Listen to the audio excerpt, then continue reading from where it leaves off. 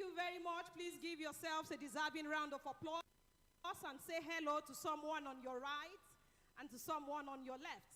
Ask the person, how was your night? And to our foreign delegates, hope you're enjoying the hospitality of Nigeria. Thank you very much. Please, let's take our seats. Indeed, a strong civil service means hope for every country. It is the permanent bureaucracy that keeps every administration running. Please kindly take your seats. I'd like to invite the Permanent Secretary, Ministry of Budget and Economic Planning, Dr. Deborah Oyindamola Nimma Odo, to quickly deliver the welcome address. Thank you. Please, let's appreciate her.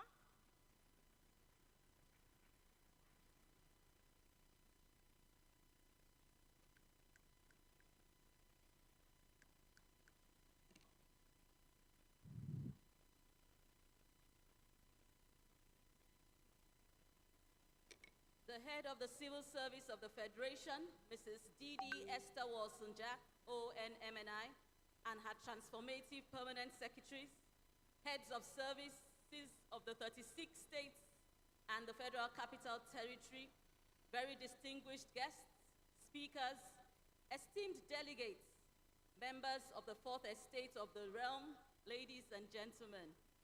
Good morning and welcome to Day 2 of the 2026 International Civil Service Conference. Following the successful opening ceremony and the enriching engagements of yesterday, we are delighted to reconvene as we continue our conversations on reforms, resilience, and results. The insightful contributions, shared experiences, and spirit of collaboration already demonstrated have reinforced the importance of collective action in advancing public sector transformation. With delegations from the 36 states and the Federal Capital Territory, led by the respective heads of service, we are confident that the positive changes taking place in Abuja. As mentioned by the head of the Civil Service of the Federation yesterday, we are particularly honored by the participation of delegates and representatives from the United States of America, the United Kingdom, Switzerland, Singapore, Indonesia, Colombia, Ghana, the Gambia, Zambia, Algeria, Zimbabwe, Sudan, Iran, Ethiopia, and the Democratic Republic of Congo. Your presence reflects the truly international character of this conference and strengthens the global exchange of ideas and best practices in public administration. Today represents another valuable opportunity to deepen our reflections, strengthen partnerships, and explore practical pathways towards more innovative, accountable, and citizen-centered public services. The civil service is the bridge between government policies and the people's expectations. The nation stands because service never sleeps. On behalf of the head of the Civil Service of the Federation, Mrs. D.D. Esther Walson-Jack, ONMNI, I thank you for your continued participation and commitment to the ideals that bring us together. As we proceed with today's engagements, may we all continue to demonstrate the courage to evolve through reforms, resilience, and results. I wish us all productive sessions and another rewarding day at the conference. Thank you and enjoy. Please, we can do better with the applause. Thank you very much. Permanent Secretary, Budget and Economic Planning, for those welcome remarks. Very distinguished ladies and gentlemen, we are going straight into the technical session. I would like to quickly read the profile of the first speaker. Today, very distinguished ladies and gentlemen, our first speaker is a trailblazing Nigerian entrepreneur, author, and leadership expert who made history as the first female chairperson of First Bank of Nigeria.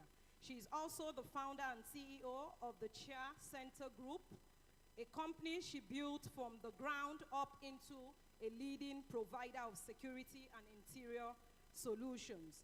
Beyond her business achievements, Dr. Awoshika is a sought-after voice of governance and authentic leadership. Having served on numerous boards, including Cadbury Nigeria and the Nigerian Sovereign Wealth Fund, she is also the founder of the International Women Leadership Conference, a global platform uplifting African female executives. Today, she joins us to share her insights on leading with values, building institutions that outlive leaders. Please join me in welcoming our remarkable speaker, Dr. Ibukun Awoshika. Thank you. She'll be speaking to us virtually, so very quickly they'll cue in our video. Thank you. Especially congratulations to our dearest head of service and all the members of the Civil Service Corps, from the permanent secretaries to all the leaders in the House. I hope I'm standing on already established protocols so I can go on with my presentation.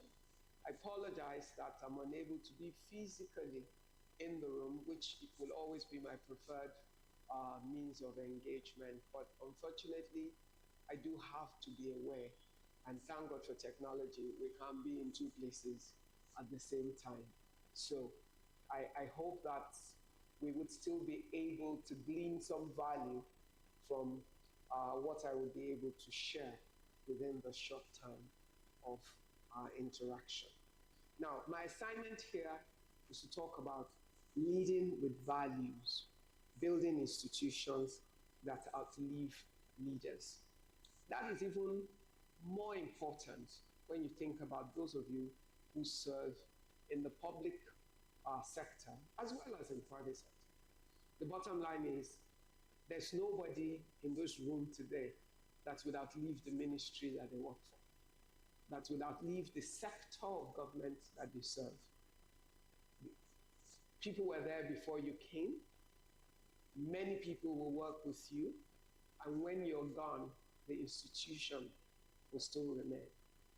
But what is key is, how do we leave the institution better than we met it?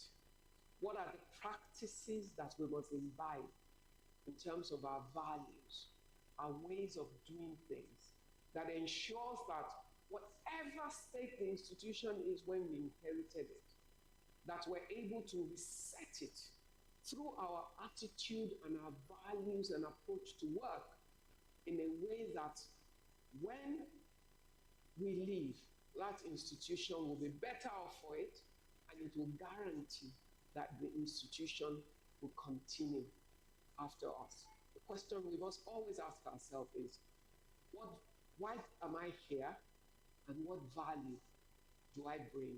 And when I'm gone, what value would I have left? Now, to lead means many things. You know, sometimes people mix up leading with being a boss. Because being a boss, occupying a position, doesn't make you a leader. It doesn't mean that you produce the fruits of leading an organization or an institution. So I'll just break down some of the representation of what it means to lead, so that whatever level within the public service you serve in, you must ask yourself, am I leading or am I occupying a position? Because having a position and leading an institution, they're two different things. Having a title and being an effective leader of an organization, they're two different things.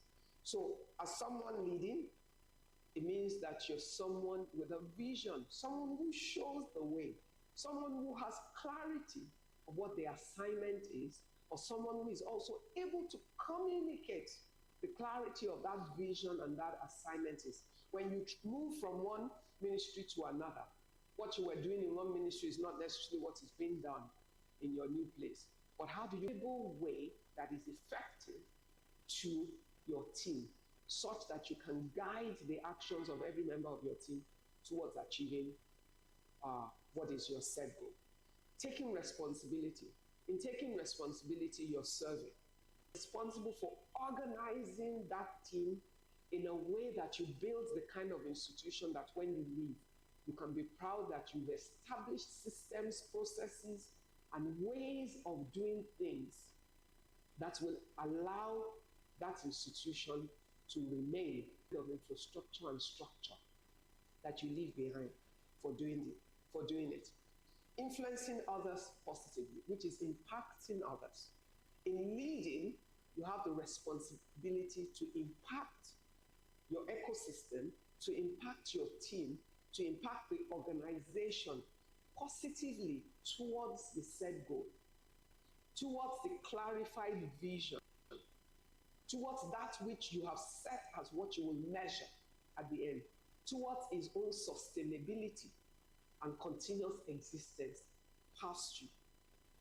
In your leading, you must be able to create direction and purpose. You must lead in a way that the legacy of the institution left, right, and center, which means the kind of community that you have, there is a level of trust that makes one rely on the other for that which is the collective vision of the organization to be achieved. We must build this industry. What are the habits and the culture we have created? How do we respond to situations? How do we behave? How do we conduct ourselves? Do we conduct ourselves? Do we even dress to work in a way that is professional? Do you dress to work in a way that the presidency makes a quick call and says, I need the permanent secretary, ministry of whatever, to report at the villa in the next 30 minutes because I have some visiting guests from somewhere around the world and your office will be required to support us in engaging them. Oh, nobody gave you notice. Oh, welcome to the real world. It does happen. But are you professionally dressed for the day because you're going to work? Are you always prepared in terms of how you approach your work so that at short notice, if a situation requires it, you can be presentable, you can speak to the situation, you can respond to whatever comes by? We must ask ourselves, is professionalism a value that we value and that we imbibe, and a culture we have built in our environment by measuring performance and rewarding and punishing where it is needed based on the systems you have set? Or do we tolerate anything and allow mediocrity? Because if there's no accountability and people are not made responsible for their actions, why should some other people think that they need to do what they need to do? Have we built an environment of accountability? Are there rewards for performance? And do people get chastised for their lack of performance? Or do we reward people based on relationship, who their father is, who their mother is, or who their uncle is, or whatever other interests that we can consider? All these form part of our culture. And culture will eat your strategy, no matter what you write down as the strategy.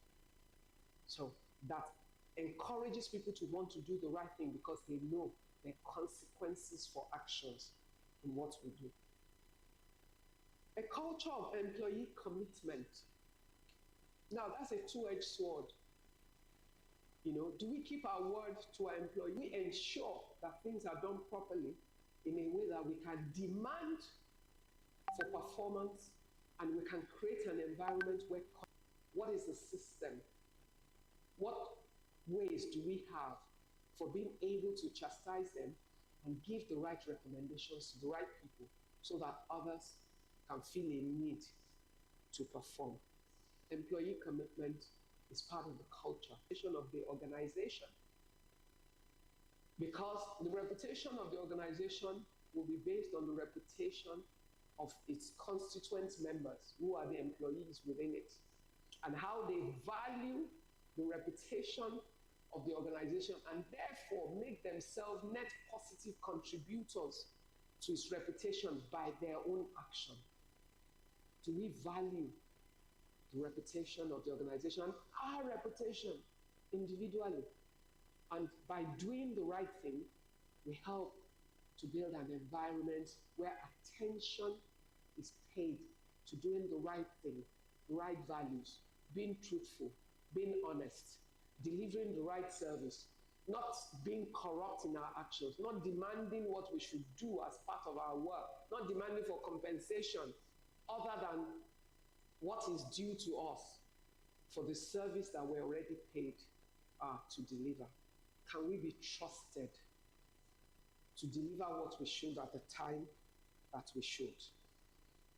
Have we built an environment of better teamwork? A house divided against itself, they say, it cannot thrive. It will fall eventually. So if we want an institution that will outlive us, we must build a team culture. We must build an environment of trust that we started with, and we must build an environment of collaborative work. Because no man has all the skills and the talent to build an institution. But we all bring different values to the institution, and all our values hold together helps us to create an institution that is formidable and able to compete at any level amongst others. And that reward goes to all of us because we win together or we lose together. Long-term sustainability. Obviously, we cannot build an institution that will outlive us if in the component processes and ways of our institution, we do not build an institution where sustainability, which means the things that we do are things that will last. The way that we do things are ways that can be replicated over and over and over again within the institution. That the ways we do things is not dependent on the individual that is on the seat, but is dependent on the processes and systems that we have set, irrespective of who is there. Which means if we're recruiting right into our organization, then those team members within our organization will be the right fit for the places we have plugged them into. And I know some of these things you're probably thinking to yourself, these are complicated for public sector. But guess what? You are the policy makers. You're the ones who know the things that must work for our public service to work efficiently, and for the institutions that are committed to us individually as permanent secretaries or head of service and all of that, for them to outlive all of us when we leave. Whatever is within your own control within those institutions, that's what you do. It's not always in the big things, it's also in the small things. It's in the changes that are incremental. Is in the empowerment, is in the simple things that we implement, but that have exponential results because of how things are changed. Now, there are certain key principles that we must know that institutions that outlive their leaders or owners usually have strong foundations beyond personality, emotion, or individual control. If you become the super permanent secretary, that nothing works in your ministry except you're there, you have failed the institution. Because it's not about you, it should be about the entire system of how your ministry works. If you only one that can solve any problem in your ministry, if they don't find you, nothing gets individual. Super individuals can only succeed in your ministry. Just what are the key roles of your ministry, and can those roles be achieved whether you're at work or not? None of us is invisible. Some days we'll fall ill. Some days we're not at work. Some days we have family. You come back 1 month after, nothing can happen. Everybody has to wait until you're around. Something is wrong. You're not managing an institution, you're managing an office. And we operate within an institution must be one that has a life of its own. We must plug all of the best fit for each position without favoritism or any other thing, based on the fact that they're the best for the job and the right people for the fit. Oh, I know we have national character and all of that, but even with that, can we ensure that even within the context of the national character framework, that we're able to deliver the value? I remember when I was on the board of the Nigerian Sovereign Investment Authority, we were the pioneer board, and we were definitely required to recruit in setting up the organization with a national character framework. And we tried, but we kept saying to ourselves, the most important responsibilities of Nigeria, every time authority as they challenged us to say, this is what we're looking for. Send us the right people from the areas you think we haven't covered. If you can, and they meet the bill of who we need, we will employ them. But our assignment overrides that mandate. Because at the end of the day, the primary assignment we were given is to manage resources on behalf of generations of Nigerians in the right way, with sustainability built into it, in a way that that resource is preserved and not destroyed. We got away with it, not because we didn't want federal character. We already had it in many different ways, but because the assignment itself was bigger than that conditionality. And wherever there was no means for us to find the right skill in fact, I remember we had one role that was an expert rate. Because sovereign wealth funds are a global framework, and you're dealing with other sovereign wealth funds around the world. If you don't have the right people, the other people will not trust your system, and there's a price that you pay. It will defeat that which we were set up to do. So my challenge to you is, don't lose sight of what the big picture is of the assignment, and at the end, try always to remember that you must build an institution that is able to deliver based on systems, based on values, based on vision, and continuity rather than dependence on one person. Institutional values are not what an organization writes on its walls. It's not what it writes in its documents. They are what the organization consistently practices, rewards, and protects. And it's the consistency of it that helps to build it into the culture of the organization and shapes the thinking and the habits of the people that work within it in a way that they realize that this is the way we do things here. And because they recognize that and they've seen the value of it, then they fight to protect it. And then you can hand it over to the next generation and the next generation, because at the end, everyone realizes this is the DNA of our organization. And if we don't do these things, we begin to decline. So much to say where this topic is concerned. But so much more than that, is so much to do where each one of us is concerned in the roles and the offices that we occupy. And we have a duty and a responsibility to ensure that everything that we do, that 30 years after we have left, if we retire at 60 and we live till 90, that we will run into people who worked with us who would say, oh, I'm so glad to meet you. You know, I came to work in your ministry long after you were gone, but they told me all the things you established, and those practices are still on. That's why we're still doing this. And we have extra, and then we'll be happy.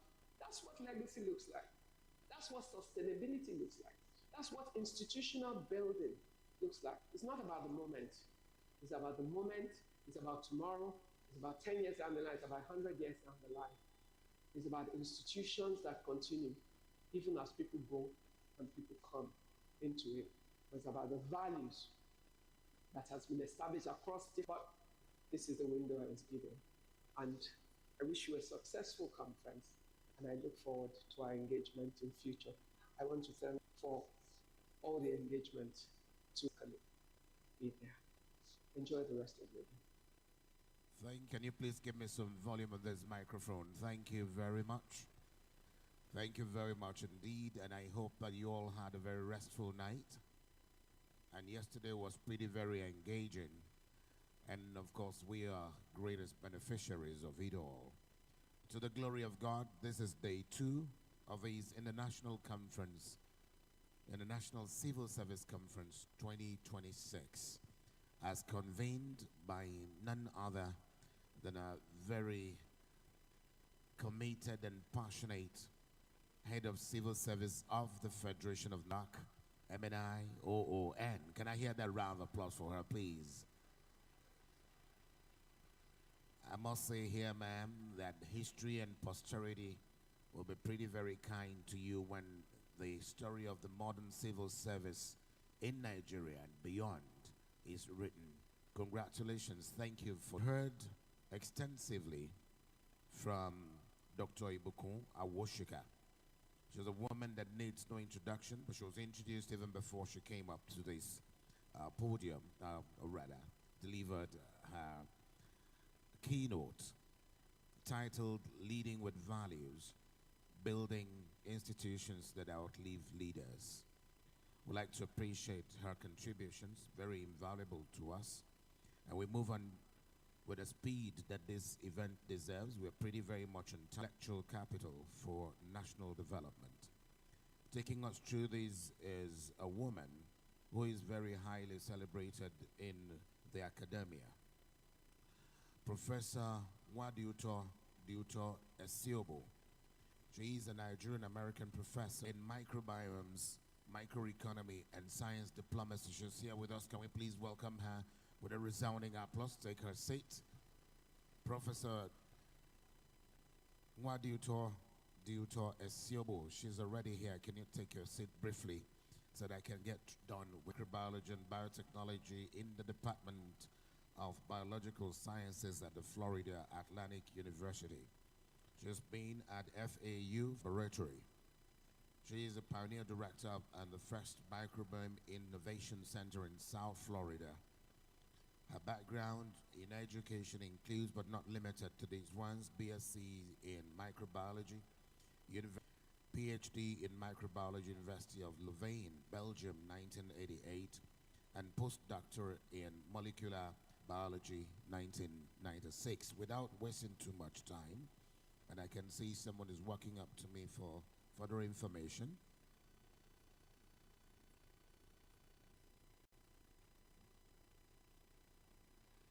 And just before I round off, let me quickly remind us that the other stages, the sessions in those other stages are code on your tag, and it leads you to the various stages. It's happening right now simultaneously, and very important topics also being discussed. So please, if you belong to any of the other stages, you may wish to join them as we make progress from here in this stage that we're all gathered in. Prof also belongs to the Jefferson Science Fellow and a senior advisor in the United States Department of State's Office of Global Food Security. She's the founder and CEO of Applied Biotech Incorporated in the United States of America and Nigeria, focusing on microbial solutions for agriculture, health, and sustainability. She's also the General Secretary and Trustee, Applied Microbiology International. She has mentored so very many disciplinary undergraduate research team at the FAU chapter of the American Society for Microbiology. Capacity across Africa and the United States, taking permission from her to abridge her citation. So, distinguished ladies and gentlemen, I'd like that you join me with a very resounding applause as we welcome Professor Wadiuto to take charge of proceedings from here.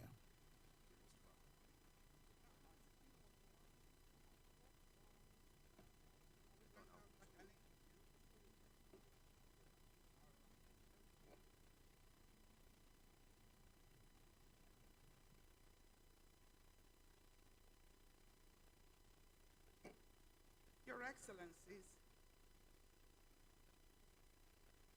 the head of the civils is Didi Esther Wilson Jack, a woman of distinguished leadership acumen. I know all of the adjectives have been rolling to you all day. I just needed to add my voice to tell you that you're truly distinguished.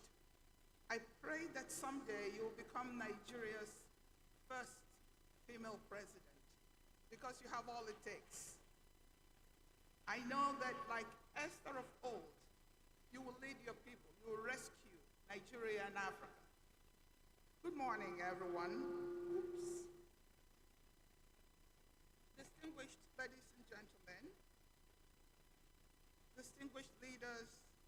government, policy experts, honored guests from across the continent, international high-level representatives and groups. I don't want to miss anyone. I want to thank you for the honor, for the invitation, and the honor of standing. The topic that I'm going to be discussing briefly is on harnessing diaspora intellectual capital for national development. My name is Duto Isiabo, as I have been introduced. Many people call me Daughter of Africa. So what I'm going to do today is I will attempt in the time I've been given to weave together this precious land of my heritage, and I'll weave the experiences that I have had through the 40 years I've spent outside the shores of Nigeria, through Europe, through America. I was born and nurtured here, like I said, and I was trained. University Academy gave me most of the intellect that I have today. So then I left the shores of Nigeria for a PhD, and from there have had the opportunity of advising industry. So I'm going to attempt to weave all this together to share how we can harness. At the end of this session, I would like everyone here to go home with 8 key points, 8 things, because time will not allow us to go into all of the details. So I'm going to emphasize 8 things that our wonderful policymakers, heads of service, colleagues in the hall, and anyone at all can hinge on to bring about a major transformation. The first point is that the time is now. This is the most important time to transform the civil service from just being administration to becoming architects of policy, but the civil service should become an architect or a place where people can build and shape the circulation of talents. So why do I say that this is the time? There could be no better time. The continent of Africa sits on, there are 3 reasons why this is the most important time to do this. Africa sits on very precious minerals, cobalt, lithium, uranium, and all of these are minerals required for energy, for driving the digital future that everyone is talking about. Africa is sitting on incredible resources that it is not mining. The diaspora would help to mine those. The second reason why this is, when Africa must do this, is that we currently have a very young population, Nigeria too. If we miss the time and the window will pass, it is estimated that by 2050, nearly 1/3 of the world's workforce would be of Black African descent. In 2050 is not far away. So the workers must be trained now and through the civil service. The third reason why this must be the hour when we transform the civil service is that Africa has got a potential great resource that it's not using. It's diaspora. About 170 million Africans are in the diaspora. Nigeria alone has about 17 million people.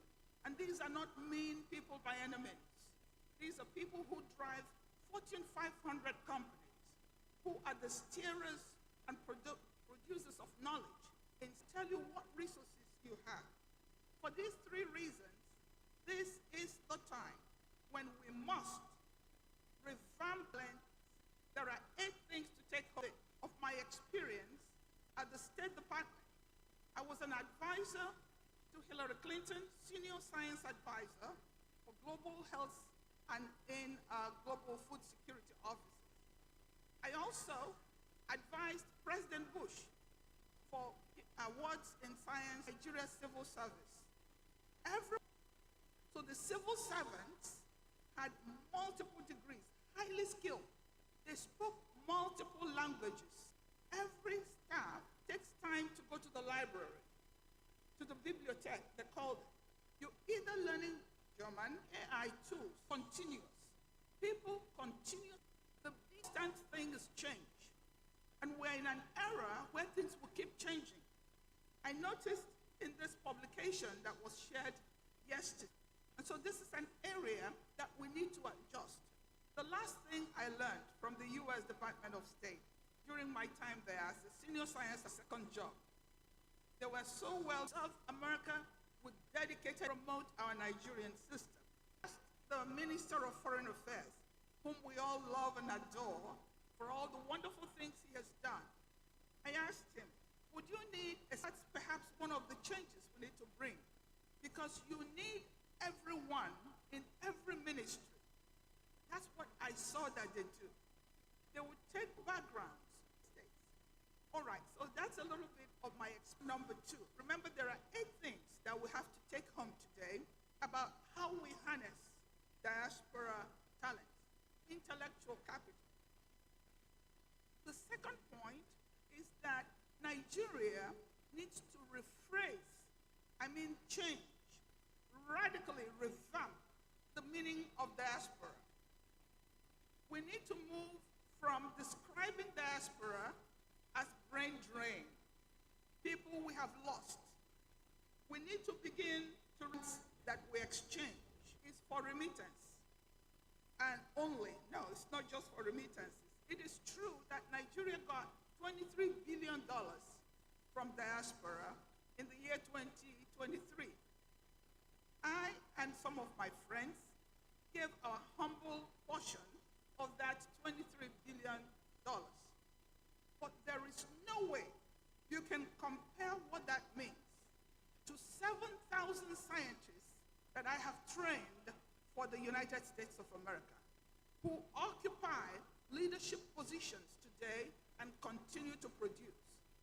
So the remittances that I brought to Nigeria pales in the face of, to the teachers, secondary school teachers, high school teachers, they call them in the US, board services, to what I gave to the US. What exactly do we need to do to convert just remittances into actual intellectual gain for our beautiful country?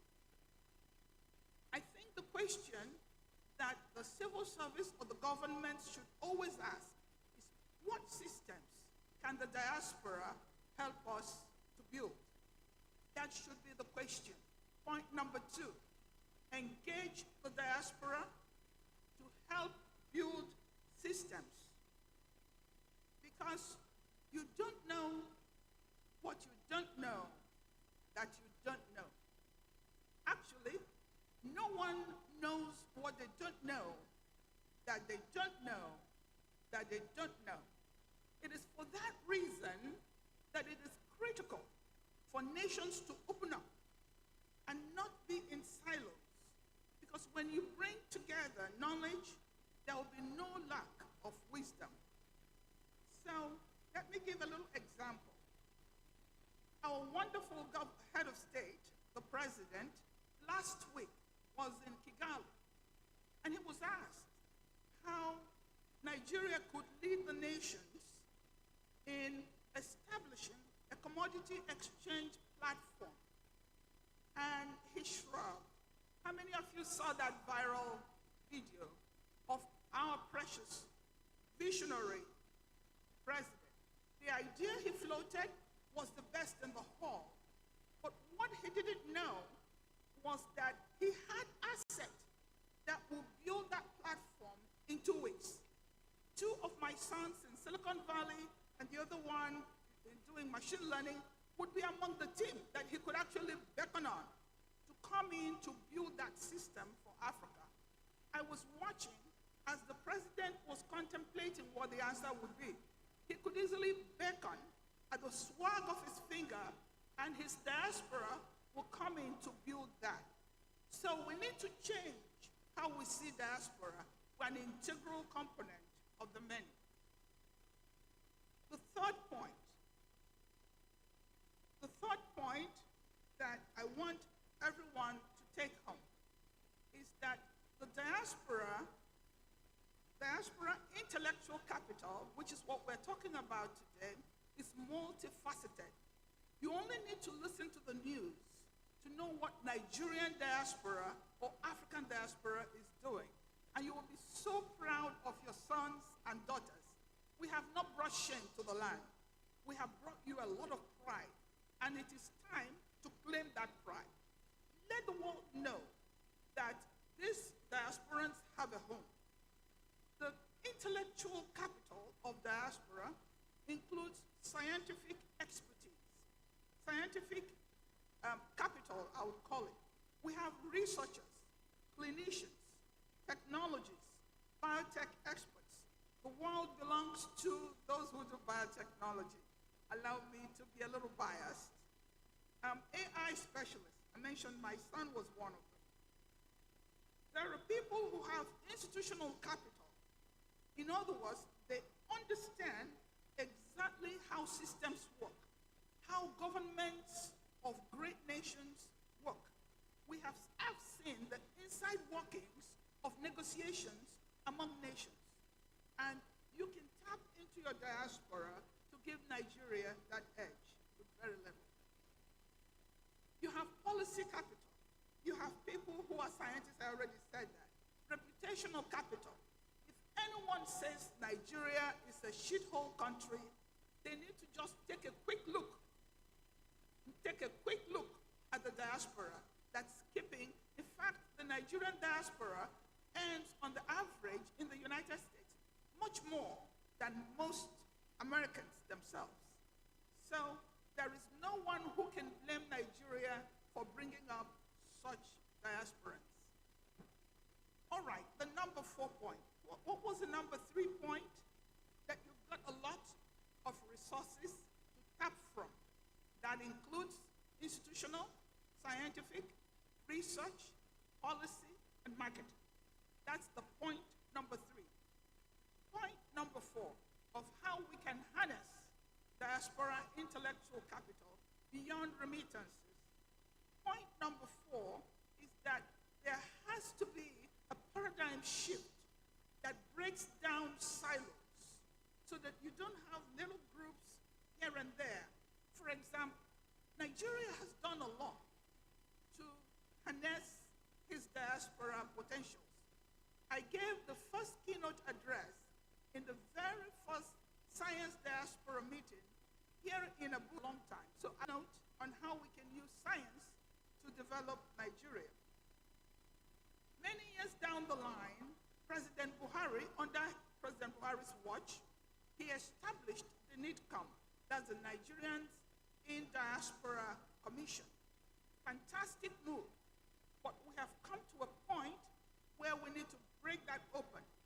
Every ministry should have diasporans assigned to them.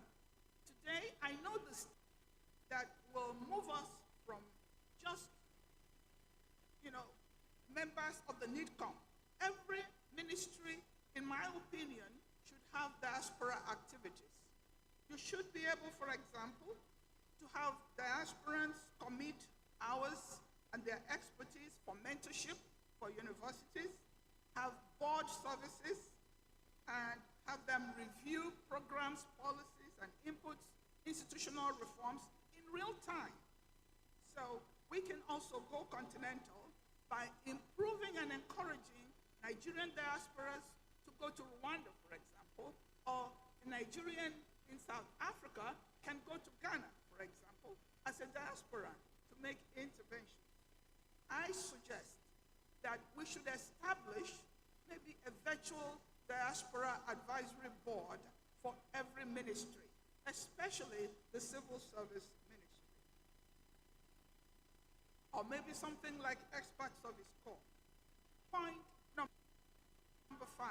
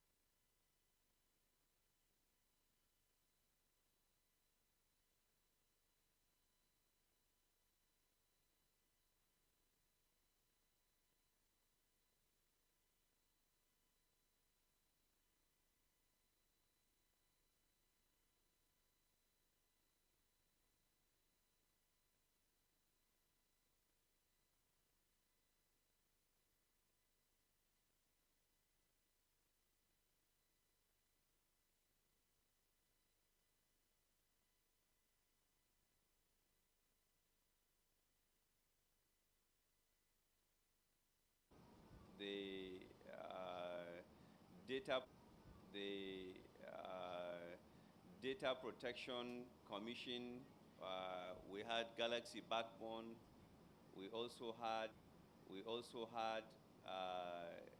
NITDA, we also had NITDA, NITDA, and of course our expert, Mr. To Galaxy, and of course our expert, Mr. To Galaxy, and cast around the infrastructure, and as we can, and hatched out transition from fossil fuel to green energy, and as well as economic transitions of all kinds that the world is facing today has necessitated for us to look for new ways of ensuring we meet up with the demands and the pressures. And one of the things that have come up lately is that for government to remain at pace with the citizens, we must start to think and do things in such a way that we can meet those speeds. And I think one of the key revolutions that we've witnessed over the last couple of years is transforming government from all of this. And today, we will expand the discussion to try to understand. Many has tried to give an analogy of digital public infrastructure like the current roads within. And people among the countries, public infrastructure, and what can we do? But before I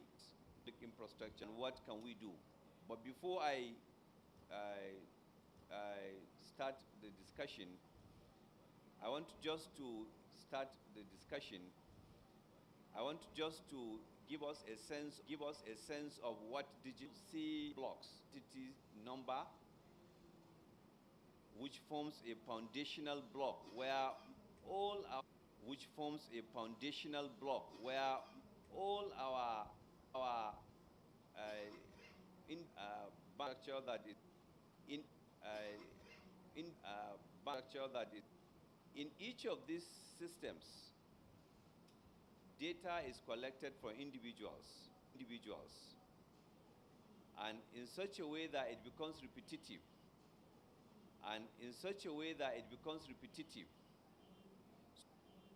So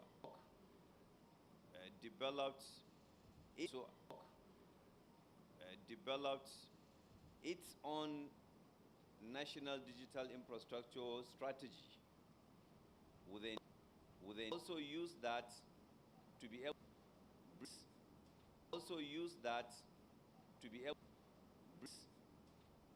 we've also are aware of the case of Estonia, which is a very small country. Estonia was able to develop one of the most robust data exchange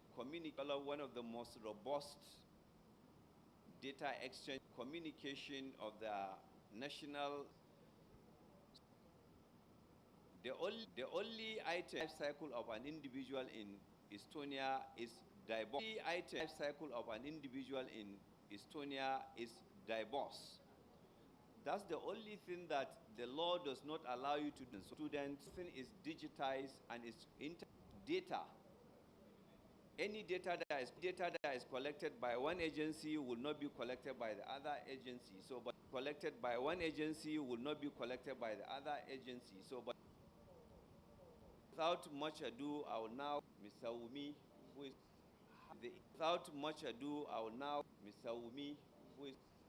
the entry of digital advantage. Very interestingly, Nigeria is actually on a very high speed. We're not there yet, but we are very much so. We're not there yet, but we are very much so. Where so many parts have been going on, everything together of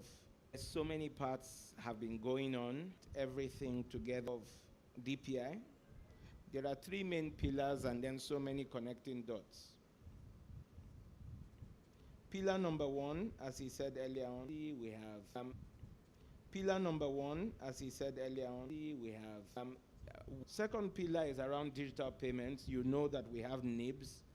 Our payment infrastructure is very, very mature. Payment infrastructure is very, very mature. Prince said that we have gaps, but he had no idea at all of how deep and how vast our payment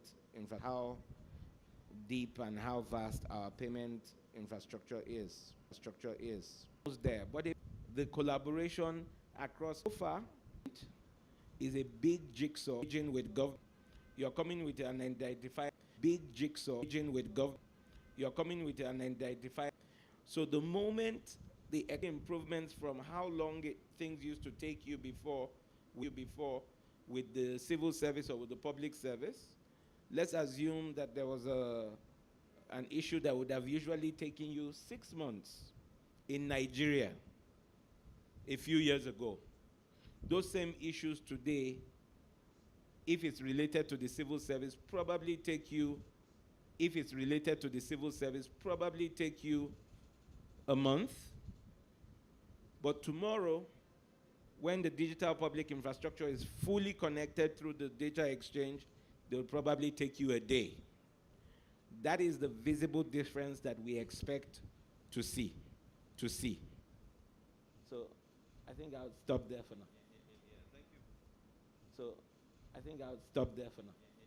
Thank you very much, Umi. I think you have helped where Nigeria is to the bank verification number, and even the SIM numbers, which are all what ability to do things in a more efficient way as against having to do things better. And I'll come back to you, Edido. I mean, you probably on what could possibly be the benefits to public service, if we are today able to have a very robust, well-integrated digital public infrastructure.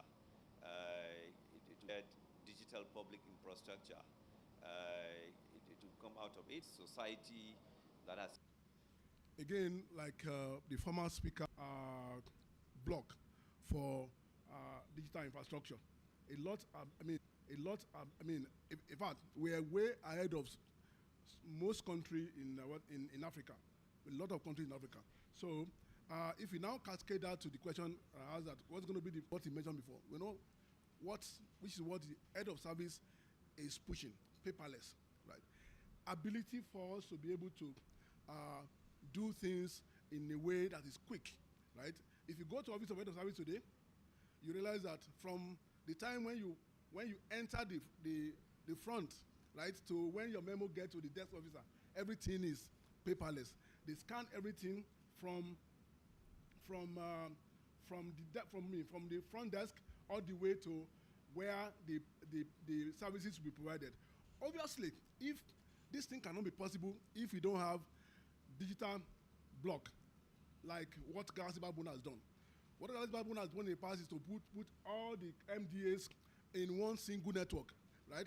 So all these infrastructures are riding on the back of what Galaxy Baboon has done over the years. And also, in building on top of it also, right, we could have what we call data-driven decision making. So once you want to make that decisions, right, either promotion exercise or either serving your customers or even reaching out to citizens, you could, that's very objective based on data that is already in the system. Also, it's much easier for us to fast deliver the service. What we used to do like 6 months before, 1 day, to delivered in days, right? As was like as against what we used to have like 3 months, 4 months, 5 months. If those infrastructure were not dead, like NIN, I remember all those old systems. Every time you want to renew your passport, you have to come with your birth certificate, you have to come with all the documents, local government. But as a fresh person now, once you want to apply, maybe as a child or as an adult, they capture those things at the first time. And once those things are captured, they integrate it with NIN. And that's it. Anytime you want to renew again, you don't need to do any of those things. You just go back, they call up your NIN, and then they take a fresh biometrics, and boom, it's done. Approval is done in less than 24 hours, and your passport is ready. So fast way of serving our citizens. Also, we could also latch on as a benefit decision making in area that is not biased, right? Area that is not biased. In area that look decision making, maybe like legal decision, hospital management, all those other ones. With all the infrastructure we have done now, we could do all those things, and this is where we are looking at for public service and civil service in delivering services to citizens. Thank you. Okay, thank you very much, Mr. Edo. So I hear you loud and clear that you also agree that the deployment of DPI in Nigeria could improve the speed of service delivery, the quality of service delivery, and obviously so many other fringes. Now, looking at the you have tried to connect DPI with AI. Of course, we know AI lives on data, and the data we have acquired from citizens that are now the building block in our DPI system will at some point be exposed to the use by AI algorithms. Chairman and the other permanent secretary, my own contribution is pertaining to promoting for one I think it's exam consecutively for 3 years. We cannot get that promotion. Sorry, so if you can what can please, be done in such a situation? Thank you. If you can up it on your own, I think our technical guys. Okay, thank you very much. Now, I wanted to get back to GBB because you are the guys that are likely going the concern of many is going to be your ability to establish the right governance structures that will protect sovereignty of data and to a large extent even the security of the data. So one will be keen to understand how preferred is GBB in terms of your governance arrangement, in terms of the regulatory guides. I will come to the data protection guy shortly, but I want, as an operator, as somebody who is going to have the intersection with AI tools, how secured are we with our data as civil servants? Hello?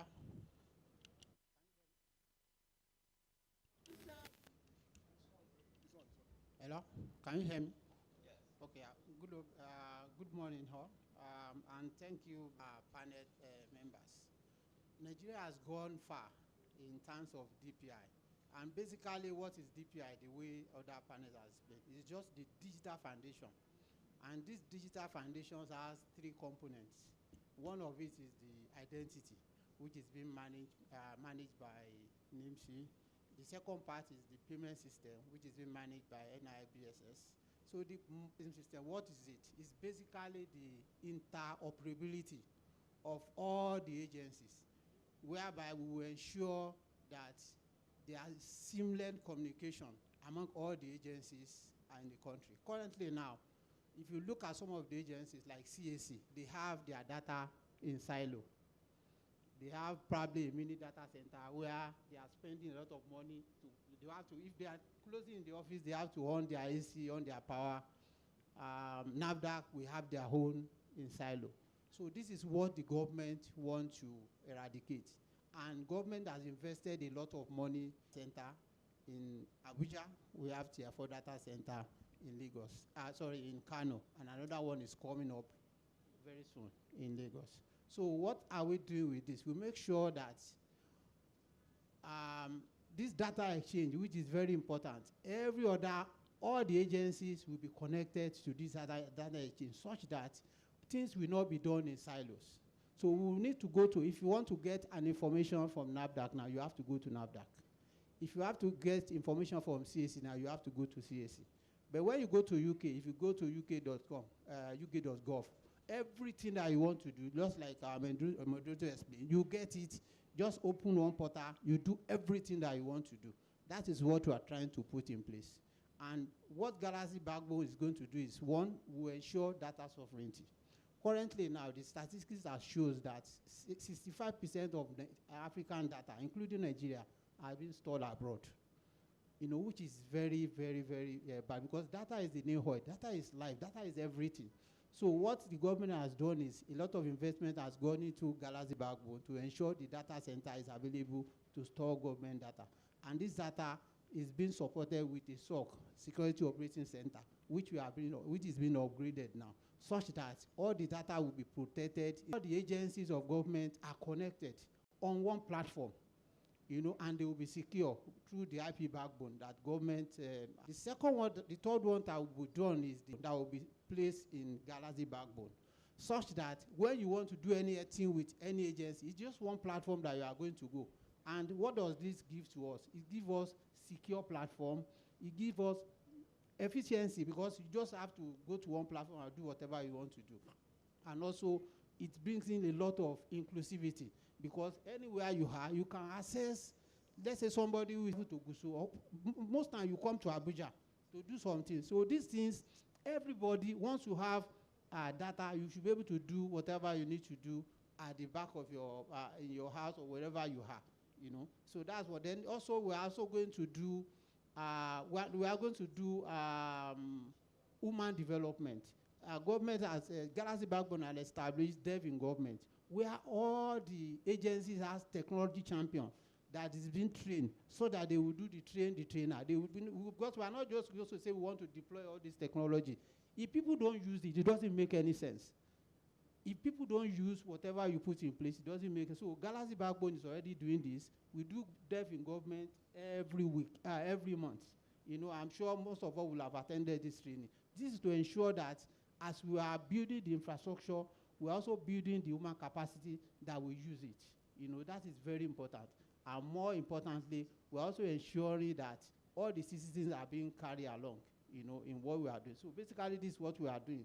And in terms of cybersecurity, we have a state-of-the-art cybersecurity center that gives protection to all the services that we are providing to all the government agencies. Thank you. Okay, thank you very much, Galaxy Backbone, for that reassurance. Citizens lately have a lot of trust issues around their data, even in government's hands. Many people see tax issues with regards to bias and even tracking and so on and so forth. So I'll quickly come to you, data protection. How is citizens' data actually protected? How safe is against even governments and other operators and users of these DPI platforms? Okay. Thank you, sir, for the relevant question. And also, I will start by apologizing for the delayed participation.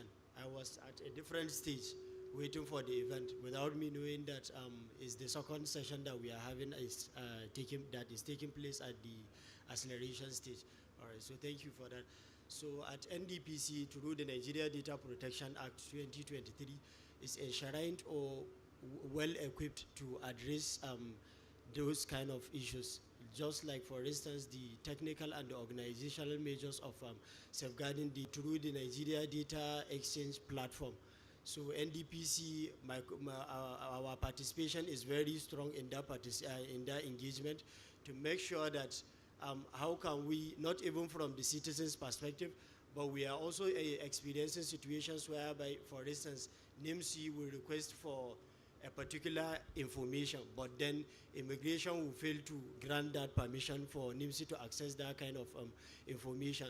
So this is actually a gap while stating the purpose of the reason why you are collecting the data, which is also is operability systems like this you have to clearly state the reason or the purpose in which you are collecting that particular information, and then also the legitimate interest behind that. So also, in regards to the data subjects point of view, we are also promoting awareness and then also through our awareness campaigns, we are integrating that. You see, we are hoping that in very short moment to come, we are onboarding Nigeria in this enhanced digital public infrastructure platform. So as such, you have to know where you are maybe supplying your data, and then also the necessity of the reason why Nigeria as a nation have utmost interest in ensuring that DPI came to survive in this nation. Yeah. Thank you. For that, of course, reassurance again. Now, we have very short time that is left, about less than 15 minutes. Digital, where everybody of our citizens unbanked. So when you are talking about inclusion, you have everybody's digital identity. You are supposed to have everybody's BBN, so that if there is anything to be done, he is going to be included.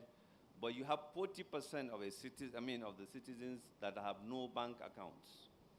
I would like to our ability to should be able to go to school digitally, because eventually schools are going to be online, and that's why we need to have everybody's data in this electronically, so the day you are born, you need to be captured. But we have a lot of our citizens that are constrained either by virtue of like bank accounts. How do we inclusive?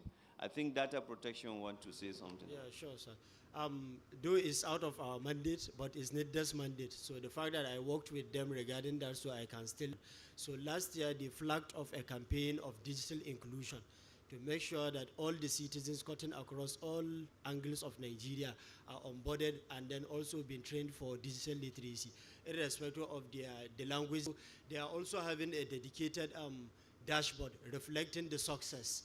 That is not just a corporate engagement flag off in Abuja, and then maybe the success is not being retrieved or confirmed by the other sources. So the moment like the trainer is engaging the digital literacy,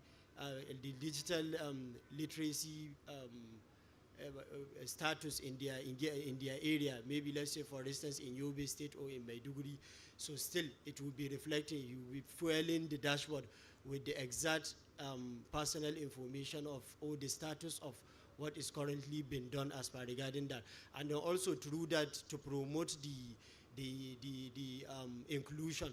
So we now came up with an idea, because I will promote their inclusion through members across any town, any village in Nigeria. So and then also they also set up a target for them, like for digital literacy champion. So when you are a core member, you have a target of onboarding some certain number of people, and then through that you even get support. Is actually admired. Okay, I think this makes sense. So what I hear you say is at least at the skills and capacity building and that can scale. I think that's quite a good effort, Mr. Ido. Yes. I would just like us to look at in digital inclusion in education system, in banking system. Just two areas.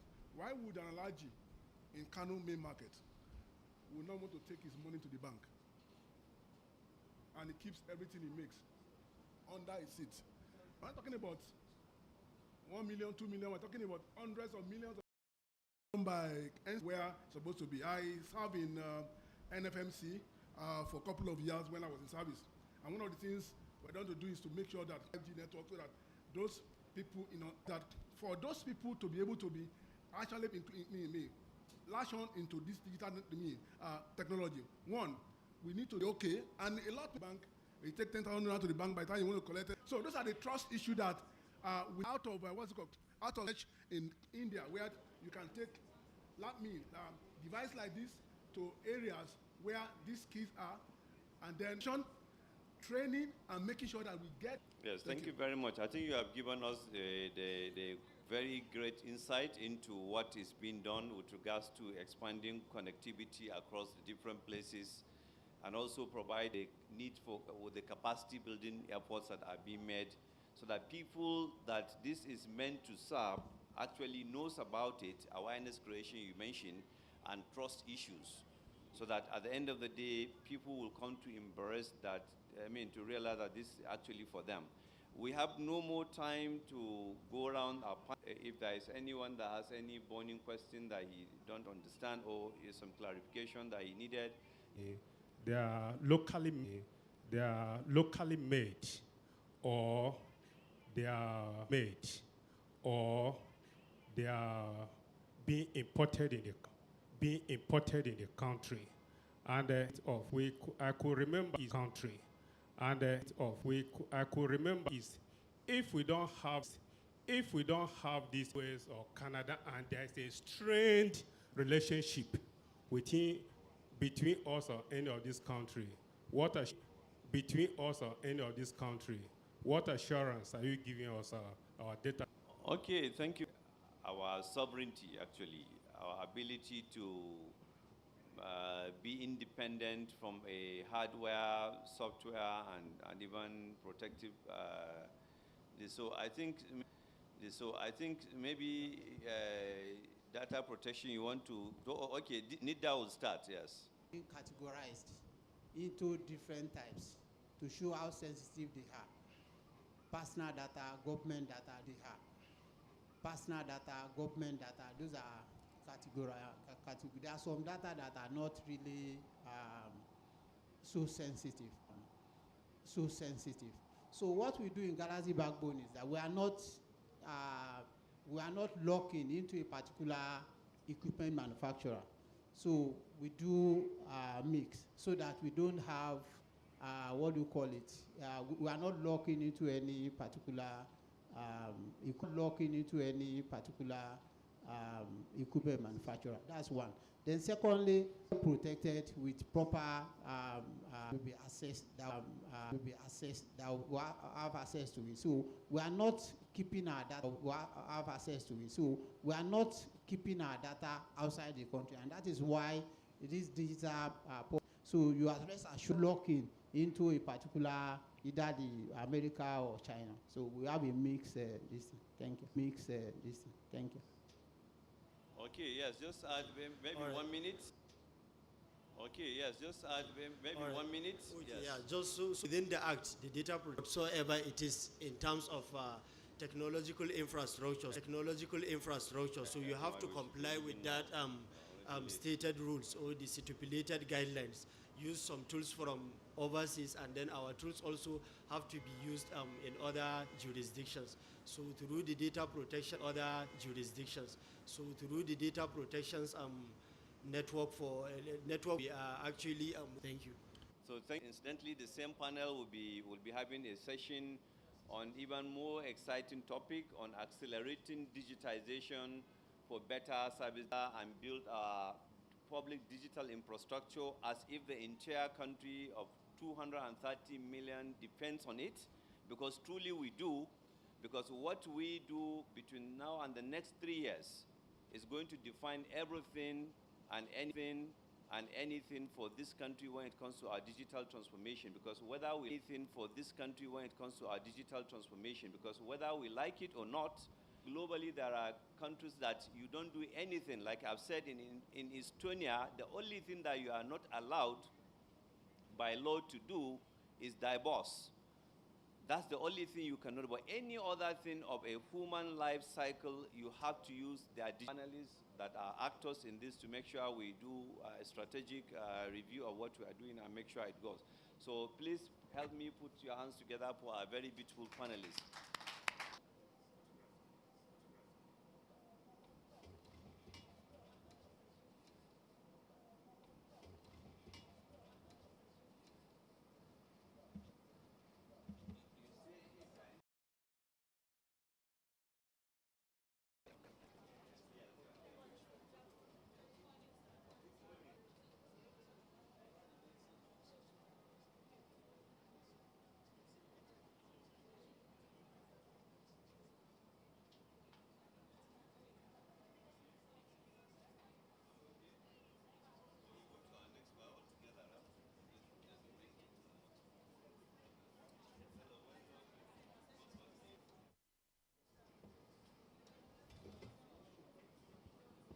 Hello.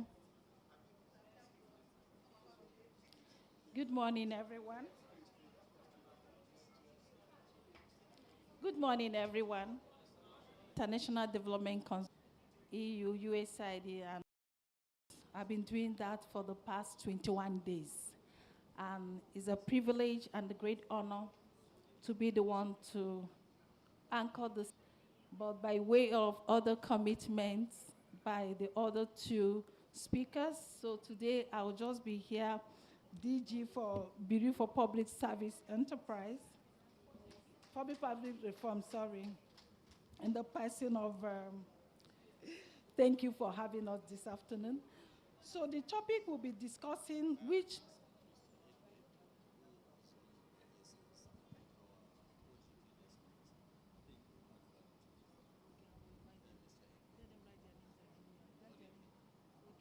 put our hands together to him.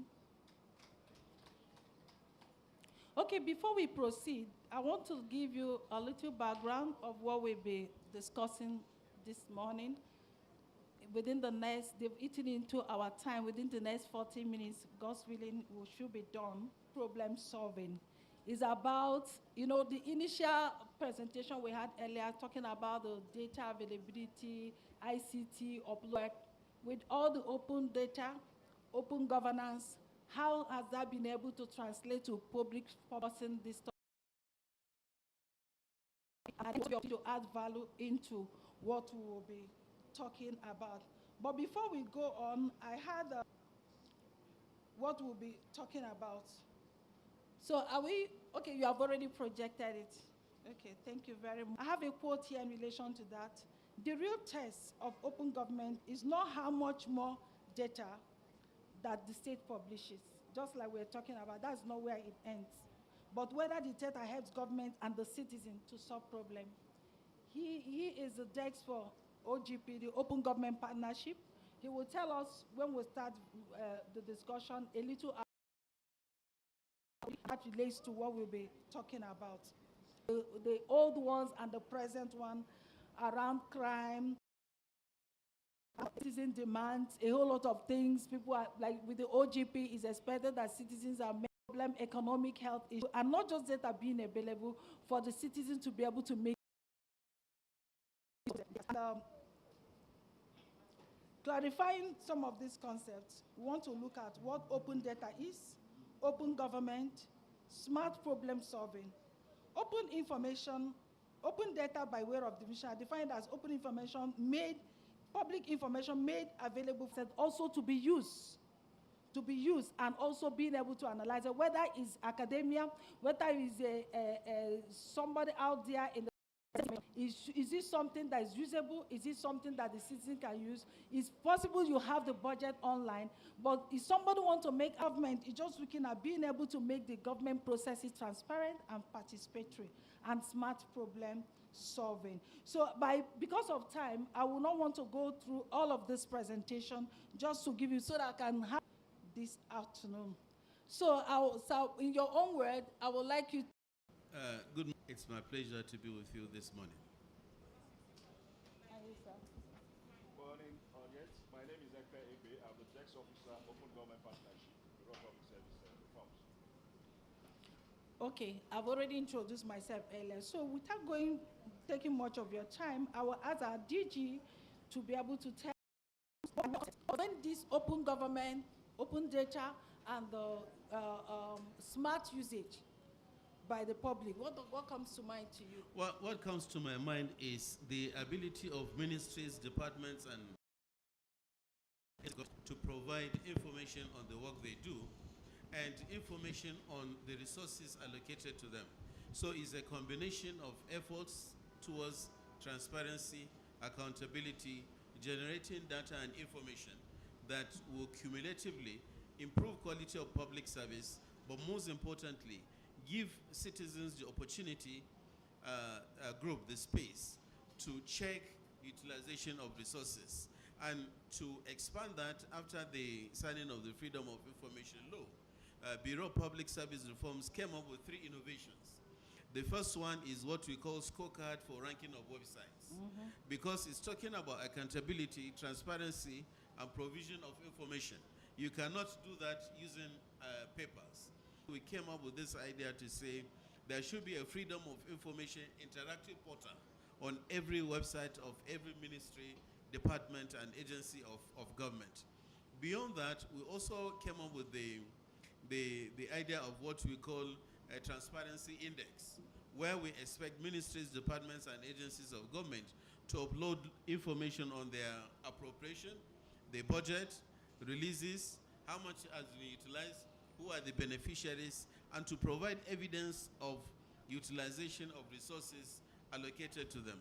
Beyond that, we expect every MDA to provide information on employment records, how many people have they employed based on the federal character principle, how many people have been promoted, how many have been disciplined because of their failure to comply with the Freedom of Information law.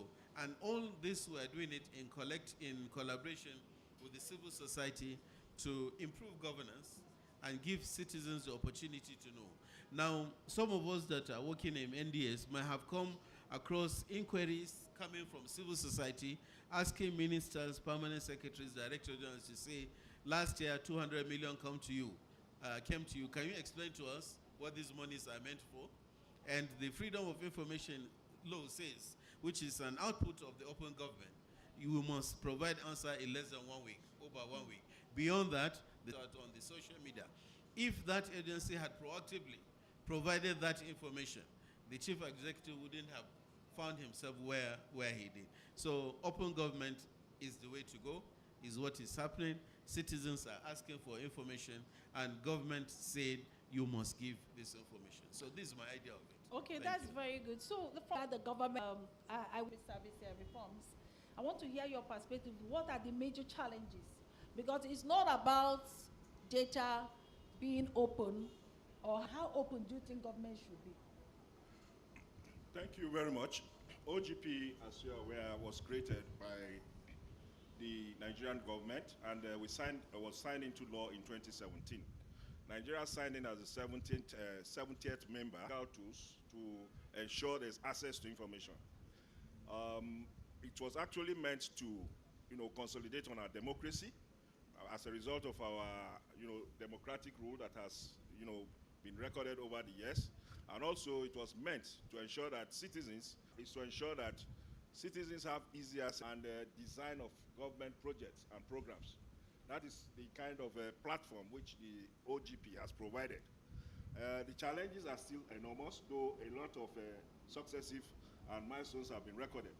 But the challenges are still there in terms of some civil societies, organizations not knowing how to go about getting the kind of information they require.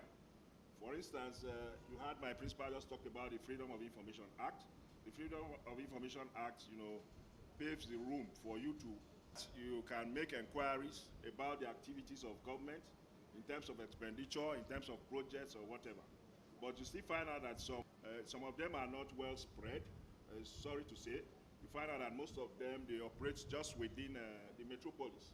So if them really, know what is happening at different tiers of government and different levels of government. So that is one impediment. Secondly, some of the MDAs, they find it difficult to domicile their information. Like what we do in the Bureau through the compendium with prepared forms, we try to get sectoral progress from all the sectors. At times it becomes difficult either because there are no officers to properly turn in these reports as at when necessary, or they are not going with the templates which is required. So that is why turning in this report, we try to domicile all sectoral progress in what we have. That's why we now have a repository app in the Bureau of Public from 2014 to date. We have all those information. So that is part of the challenges we face. And also the challenges we face at times, reforms, So government cannot do it alone. And at times getting participation from the public will be a challenge. And that's equally another challenge we have. So at times the public find it difficult to partner with the state because open government partnership is all about co-creation between the state to ensure that we have all those gaps left. And that's why we keep partnership. Thank you. Okay, thank you very much. So if I can summarize what he just said, three key points in terms of the challenges. Difficulty of civil society, being able to participate. There's issue of capacity as well, which at the Bureau they have tried issues. Now, let me give you an example. In the last 10 years, if FCT received today, immediately the releases are made. FCT received today, immediately the releases are made. The boy in Eket, Akwa Ibom State, after 10 minutes, need to have true story. After 10 minutes, need to have true story, true information on resource allocation, resource utilization, justification for existence of public service, and evidence on utilization. The most important thing we're after is monies have been released, monies have been utilized, and citizen is able to understand and feel the services rendered through the utilization of those resources. So beyond we have provided this information, can the citizen feel the impact of these changes, of these reforms? Because now we know under GIFMIS, everybody is watching you, what you are doing, as chief executive, as minister, as permanent secretary. Now, if we understand that, is that one making up with initiative projects and programs of government that is changing the life of the common man on the street? If these ones are not done, then we have not started. But with what we have information, we have raised awareness of government workers to know that the citizens are asking, they want information, and they are looking for that information, and we're compelling them. The app that was developed by the Federal Executive Council through the Office of the Secretary to the Government of the Federation. You are traveling from Kaduna to Abuja, and you see that the project is no longer on. You can snap pictures, upload on their app, and somebody is going to follow up to find out what is there. Also, with this budget, in the last 2 years, now we've been asked to use geographic tools. If there is any project that federal government is funding, there is a geographic identification where any Nigerian can sit down from anywhere, use your Google, track and see what is the position of that project. But the most important thing is beyond this language, we should be cautious to understand that because of changes, transformation, citizens are asking for service. So beyond all this English you are saying, there must be evidence. I understand you very well. It means that when governments make data open, it's not just about the making data open, it's also about the end users. It's also about the change, the result that data availability is made to bring to bear. So we are now looking at the aspect of the outcome. How do we manage this expectation? Well, to manage these expectations as public servants or as government, we must do what is right. The website or your office must have a functional email that somebody will respond to. You must have a functional telephone number that somebody can call you and ask for information. And the information that is required, you are proactively expected to upload that on your website. And you are expected to know that oversight agencies or faculties in government are following you and they are expecting you to provide this information. As chief executive or as government, we must know that citizens are asking questions. We are working with a number of civil society groups, budget, transparency, CISLAC, and many others, to say that we have gauged the expectations of people, passed this information through policies to ministries, and we should make sure as government we provide this information because they are dying, they are crying for it. And this is very important because more than 70% of Nigerian population are youth below 40 years who spend 80% of their time on their phones looking for information. So we always encourage government to proactively provide this information so that we'll keep them busy and we'll stop and control this idea of wrong information, gossips. And before we go forward, I want to ask, is there anybody in the audience that want to add value to what we say? Okay, please tell us your name. Okay, go ahead, tell us your name. Please Please, is there any mic?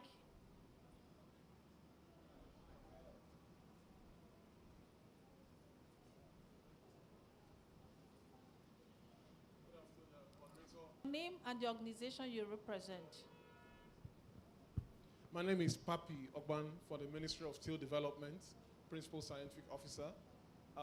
My question is addressed to the DG Public Service Reforms. You mentioned about the implementation of their policies and programs, and also the budgets they've spent so far. Now, but it's the first time I'm hearing this because many ministries across, websites of the MDAs, what you just see is basic information.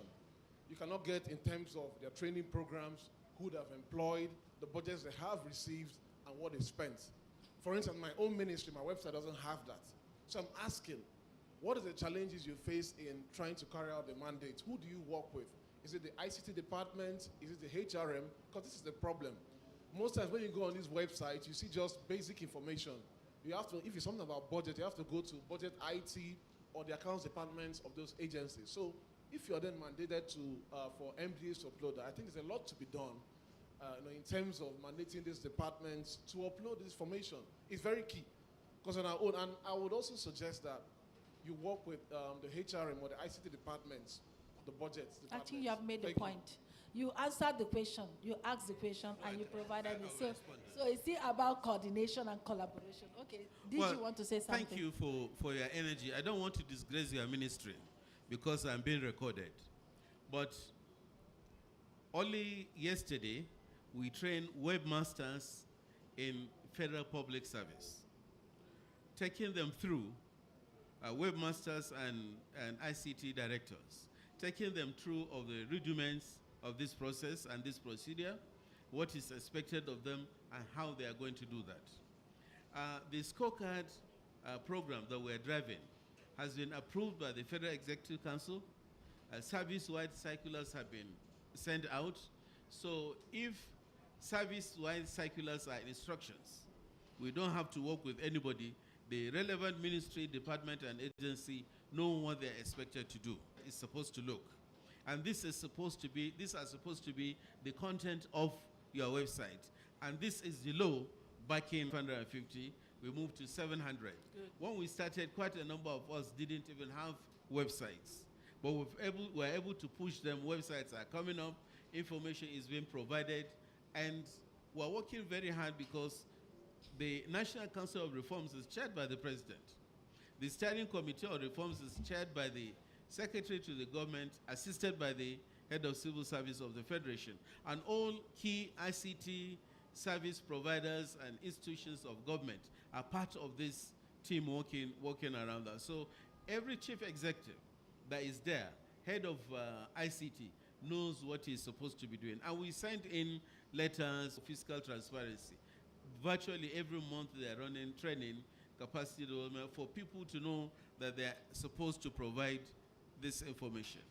The unfortunate thing for us is, whether we like it or we don't like it, technology has come to play a prominent role in the way we work. And it is with or without our consent providing information on our activities. Let me give you an example. Your budget says you have 2 billion, Minister of Finance is watching you, the President is watching you, Budget Office of the Federation is watching you, and other authorized agencies of government are watching you, seeing what you are doing. Now, as a civil servant, if your salary is 2 million naira, example, and somebody pays 1 billion naira into your account, in less than a second, all anti-corruption agencies, the Financial Intelligence Unit will receive that message. So person has received 200 million and his salary is this. And they'll call you. So technology is proactively pushing us, opening us, making us to work. Your concern is noted. The last result that we received, I came under a lot of attacks from the states and local governments because quite a number of agencies and MDAs didn't do well. But the essence of the whole thing is not to shame and disgrace, but to see how we can... Okay. So by virtue, I will come back to your question. So by virtue, because you made a very important point now, the issue of technology. So it's not just open data. Technology help to speed up innovation in data availability. So the main issue now is this. With all the technologies being in place, and from what you mentioned, Sam, Yes. the use, the quality of the data made available, the use of that data made available, whether the data is being able to achieve the aim, because so with what I heard from the website now, I think that it's very important to enshrine in strong internal control, follow up and monitor. I have the privilege of being one of those that review the performance of federal ministries. I will not mention the particular ministry I reviewed. Discovered that one of the ministries had a challenge with their web portal. The private sector that managed it didn't fully handle till today. Do you understand what I mean? You couldn't, the citizen could not access it, the information could not be uploaded, it started affecting their performance. So how do we solve such problem? When we set up a website, who manages it? What is the control of the government, of the MDAs over their website, over their portals? When another person is managing it and you maybe a little delay in their payment, they lock up everything. You talked about legal. Can we enshrine possibility of signing some contracts that is binding, that when you establish this system, you hand over negative image of the country? Talk about the global economy. Last year, I was privileged to do a study in preparation of this conference last year on the Blacknet Institute of Government that reviewed the performance of government or public services across the globe. To substantiate our claim, it's a problem. We provide budget data, we provide all of that, but the quality cannot be used. So I think that in government, going forward, we should think of data use. This data available, how usable is it? How available? And timeliness. Timeliness is very important. Timeliness. For the global image of the country, we need to move away from secrecy to making data available. That takes me to my next question. How open should in the context of today, of what is happening in the world of the social media, how open can government keep ourselves? Because openness leaves you vulnerable. A certain level of openness can also cause confusion and national disaster. So how do we manage that? Maybe if you have something in the congregation to input before I ask Michael, or anybody here, you want to say something to that before I ask them? Well, thank you for the information you gave us. I'm surprised that the chief executive will allow his website to be managed by somebody outside the system. Because within the service, we have a cadre for ICT officers. You have software engineers, you have hardware engineers, you have everything that you have in the service. What stops you from training one of them to manage your website? It is totally unacceptable, and it is not allowed for you to use outsiders to manage your website. That can help you develop your website in a secured way and get you safe into a safe corner. And that is why they are created. But what you have seen is people moving away from government agencies to private sector. There is nothing wrong in government patronizing private sector, but there is a limit to access to information, not only by the operators, even from people inside the service. So I think what we just need to tweak our culture for generations that are coming after us. Now, we should be open to the extent that we are not going to cause trouble in this country. That is why you cannot provide some information on movement of our troops in the armed forces. If they are moving to Niger or they are moving to Borno or anywhere, we cannot provide that information. But there are some basic information. Now we have a chunk of young civil society activists that will be knocking on your door, calling on your phone. Yesterday I was in the conference that in the training I'm running. A senior executive told me that somebody sent him a text. There's a problem in so-so place. He refused to investigate. Are you sharing that money with him? He responded, he said, no, I'm not aware of it. Give us evidence of that. You remember that they are show them your budget. The work that we have been doing in BPSR in the last 20 years is aimed, especially Pillar 3 of the National Strategy of Public Service Reform, says we utilize public financial management, which has opened the space. Other role players are coming in.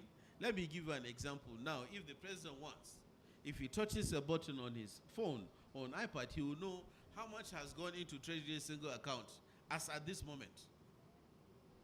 If I want, as a role player, I'll be able to know how much has been disbursed in our budget, let's say to Ministry of Trade and Investment, how much has been utilized, and who are the beneficiaries.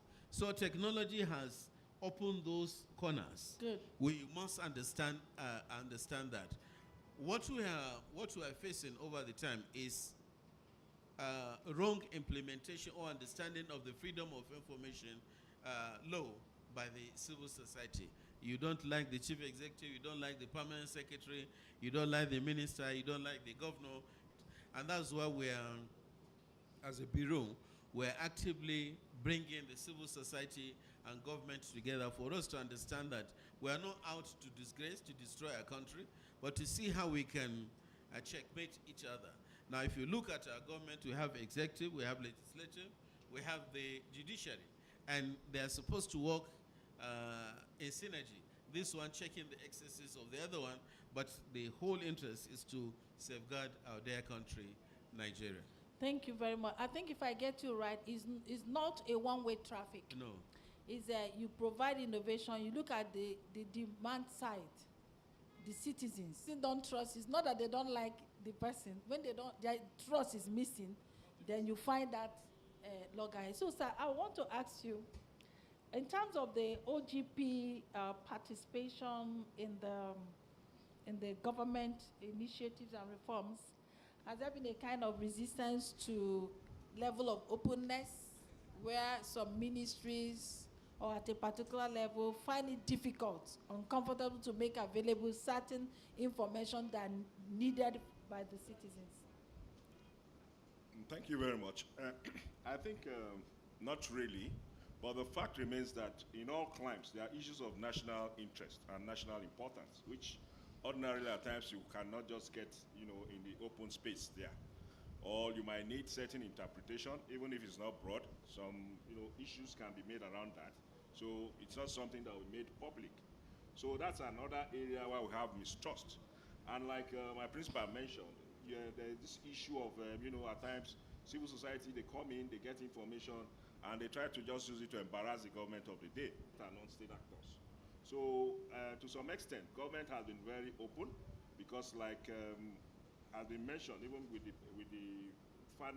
former panel session you had, the issue we need now, especially at the citizen side, how do we invest on digital infrastructure so that somebody in the village somewhere can easily access most of the government information officers disseminate information of government activities. We train them almost yearly, at times even so to make sure that better explain government partnership.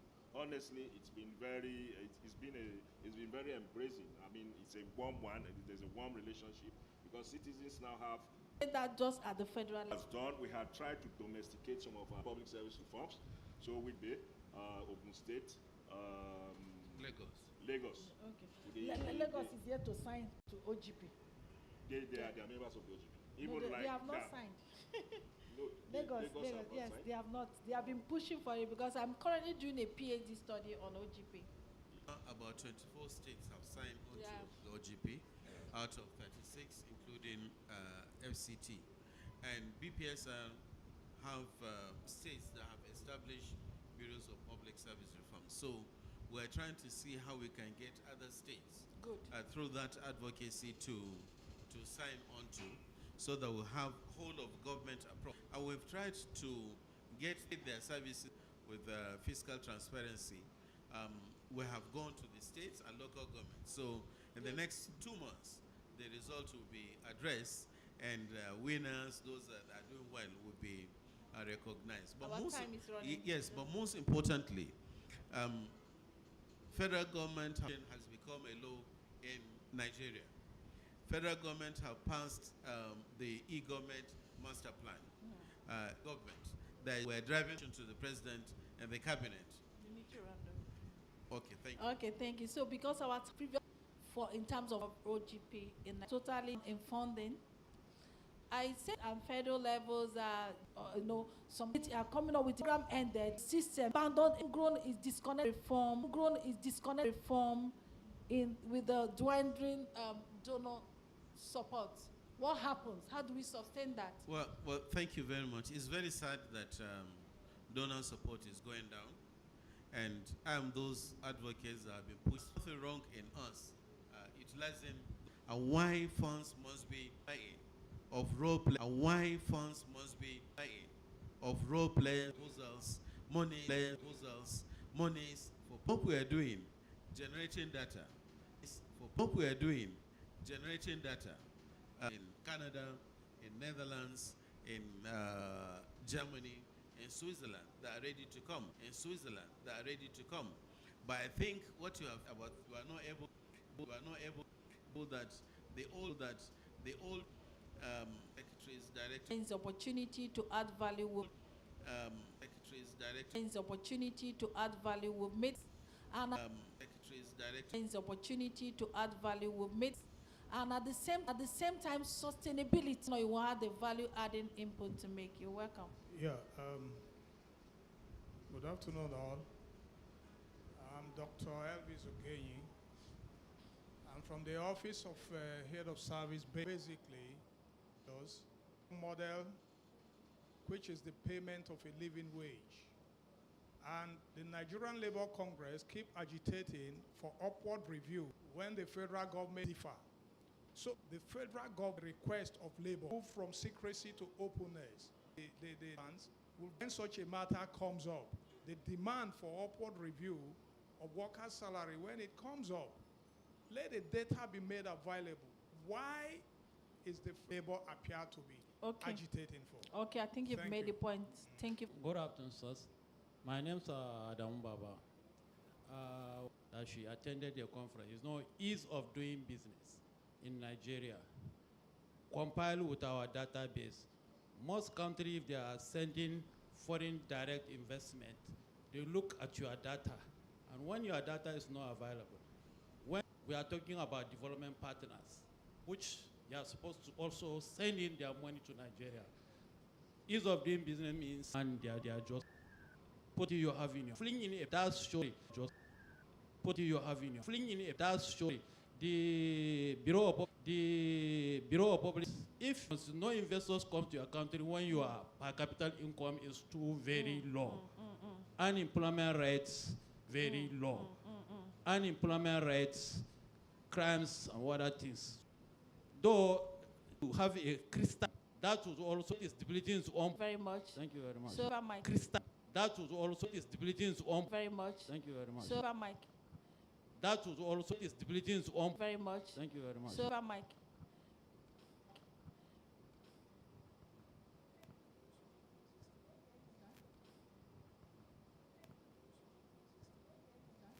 Good afternoon. Good afternoon, everyone. I am Adela Felicia. Good afternoon, everyone. I am Adela Felicia Ayomide, Federal Minister of Women Affairs. I want just to advise concerning that website. That Daddy talk, manage it for them. So the only advice that I will advise is that they should just try pick somebody in that particular session, private setup to manage it. I think you've made your point, yes.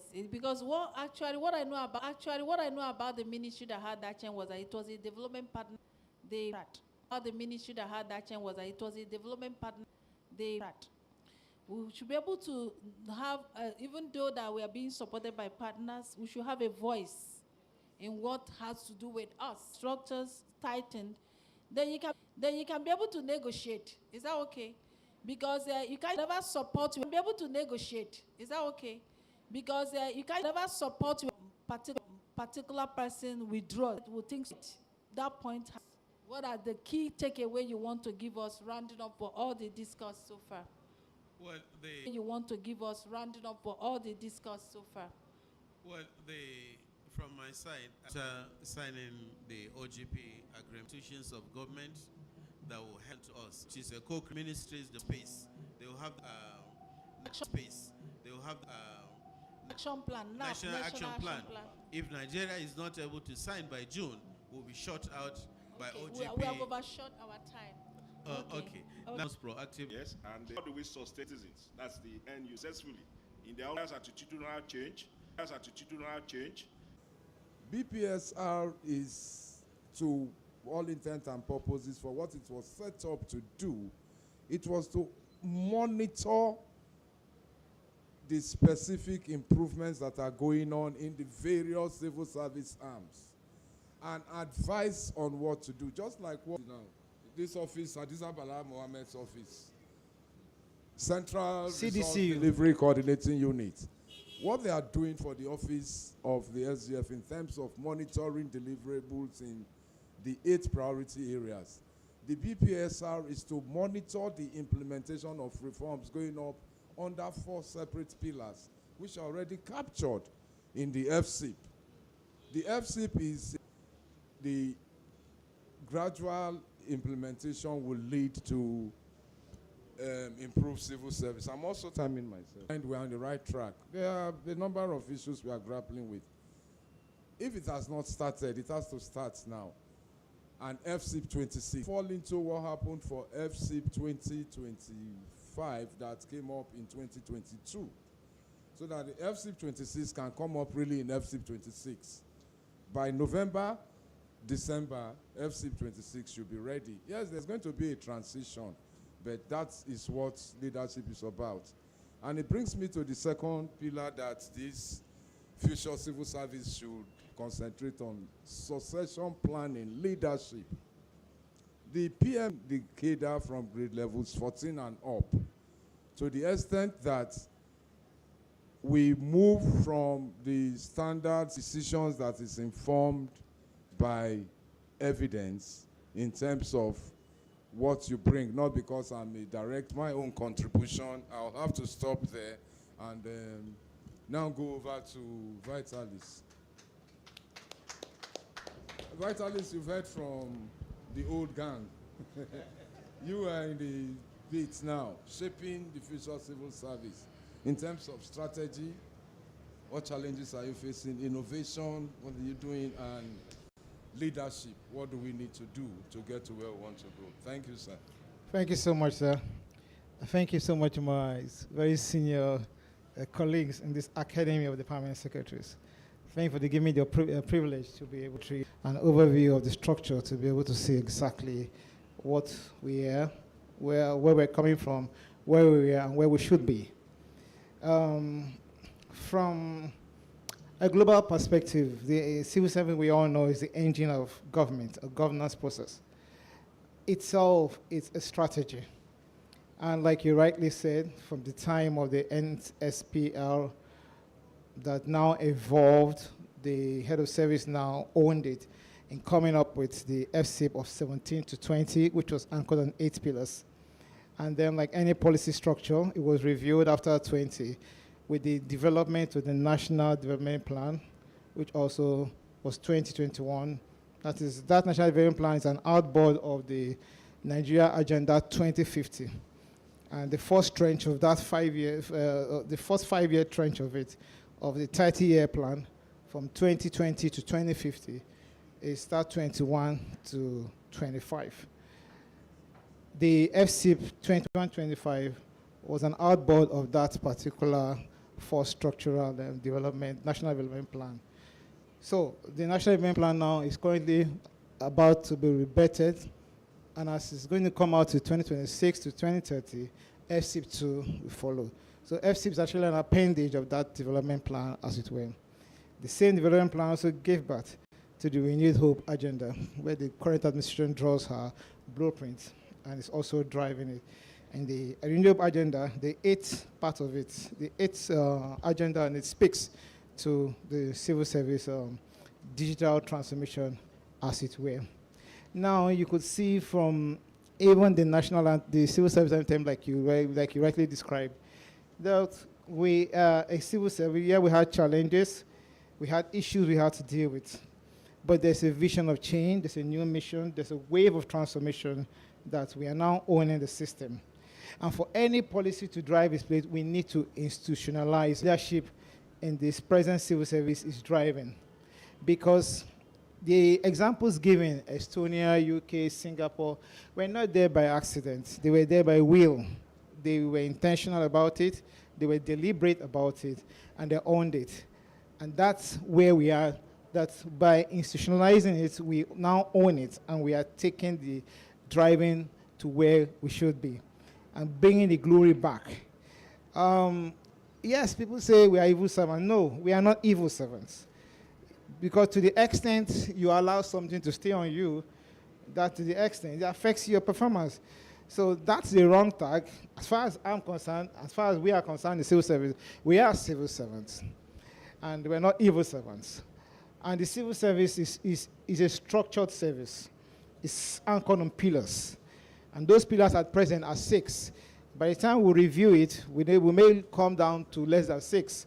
Because the more we achieve the pillars, the more we are reducing. It came from 8 pillars now to 6 pillars, and then we win it.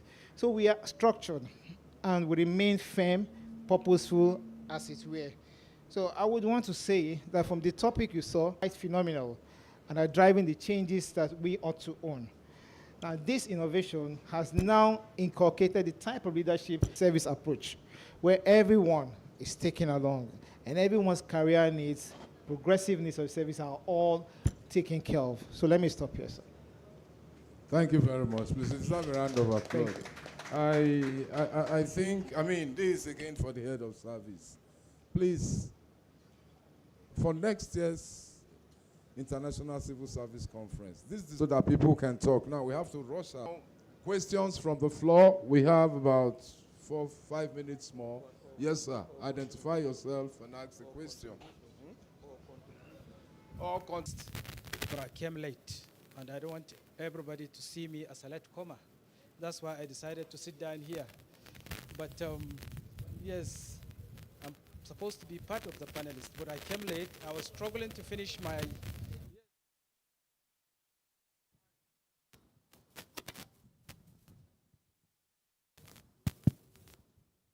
Indeed, this is an excellent topic that is supposed to be discussed. My own point of view, I look at it from 3 perspectives. One is the entry point. Let me give an example here. My state government, Katsina, whoever graduated from university was first class will be given automatic employment. So you see them struggling to graduate with first class and get employed. Secondly, the training aspect of it. When you employ the best, then also you train them. You give them what they're supposed to be, to succeed. There is need to evaluate your civil servants at whatever stage they are. Unfair if we don't get a single question. Yes. And there's another session that they're already on our head now. Thank you very much. So please, can you just summarize then? Except if there's nobody that has a question there. If you do this, you will get successful workers in your payroll. Thank you very much. Thank you very much. Please. Protocol you observed, just as one of the panelists mentioned, that except to help us. So how do we do to make... You, sir. From the...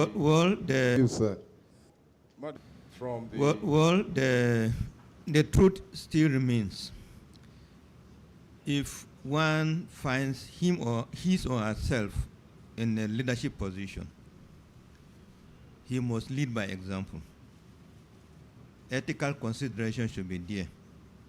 So if you lead by example and you want to succeed, projects or programs not completed by a predecessor should be continued.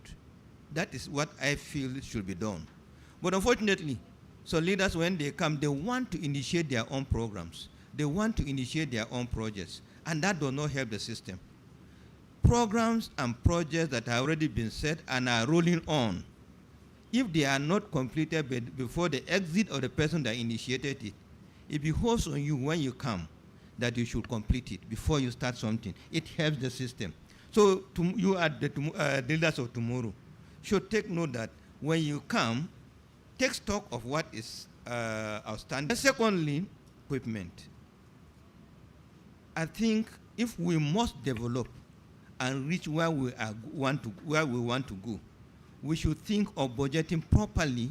Sorry, in strategy, there must be planning. There must be, you even commence a program. My contribution to that is right.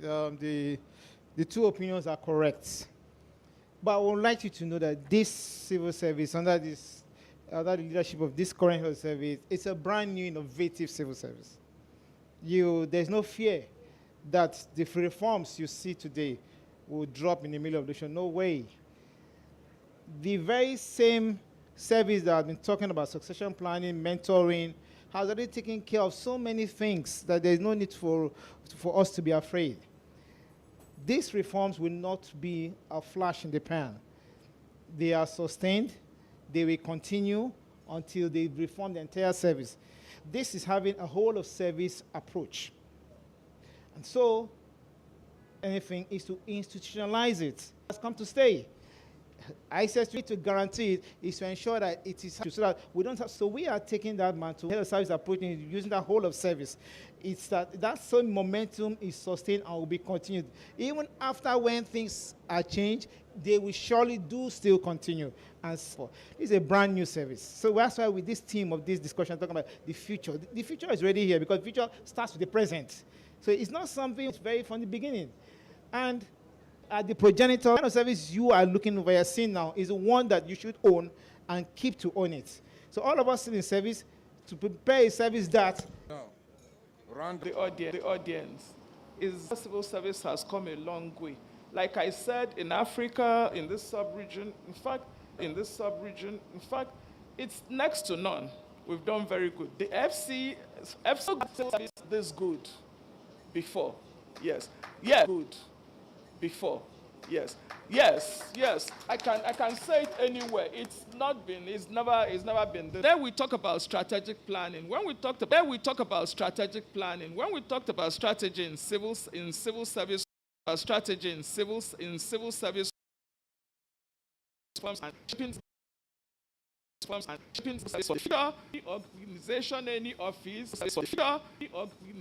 any office, please make sure that your role there is impactful.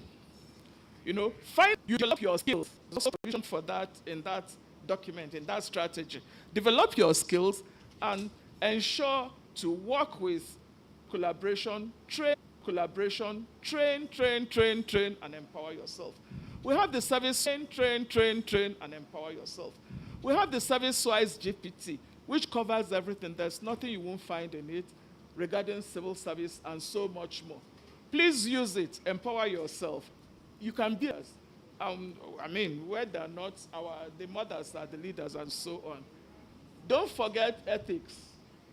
Intentional, be purposeful in planning, and then innovative in operations. Today, it is innovation. I said Singapore is 99% digital. Even Rwanda. But then again, because it is us that will. Looking very good. Thank you very much. I think it deserves a round of applause. And this team of panelists, minus myself, deserve a round of applause too. It's good. Just as we go, let us remember the system is building a system that will stand the test of time. Yes. Thank you very much. Have a wonderful evening. Thank you.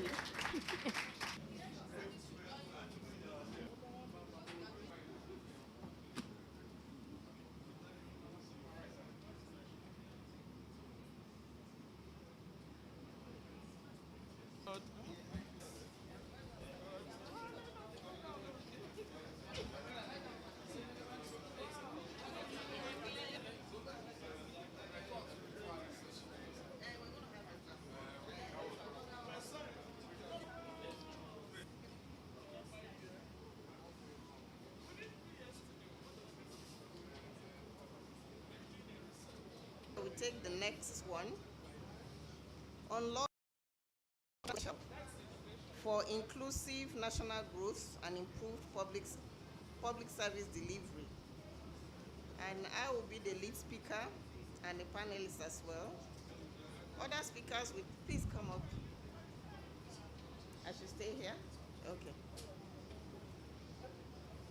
You say I should stay here. See Okon. Orok Basi Okon. Is he here?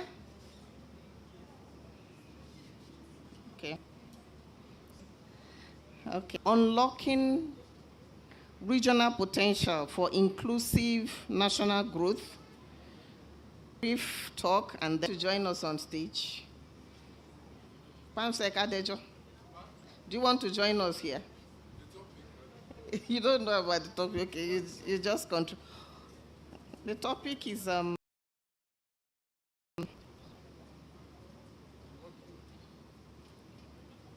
want to read it out the way it is. Unlocking regional potential for inclusive, we just start. So by way of Nigeria once had a regional government. We had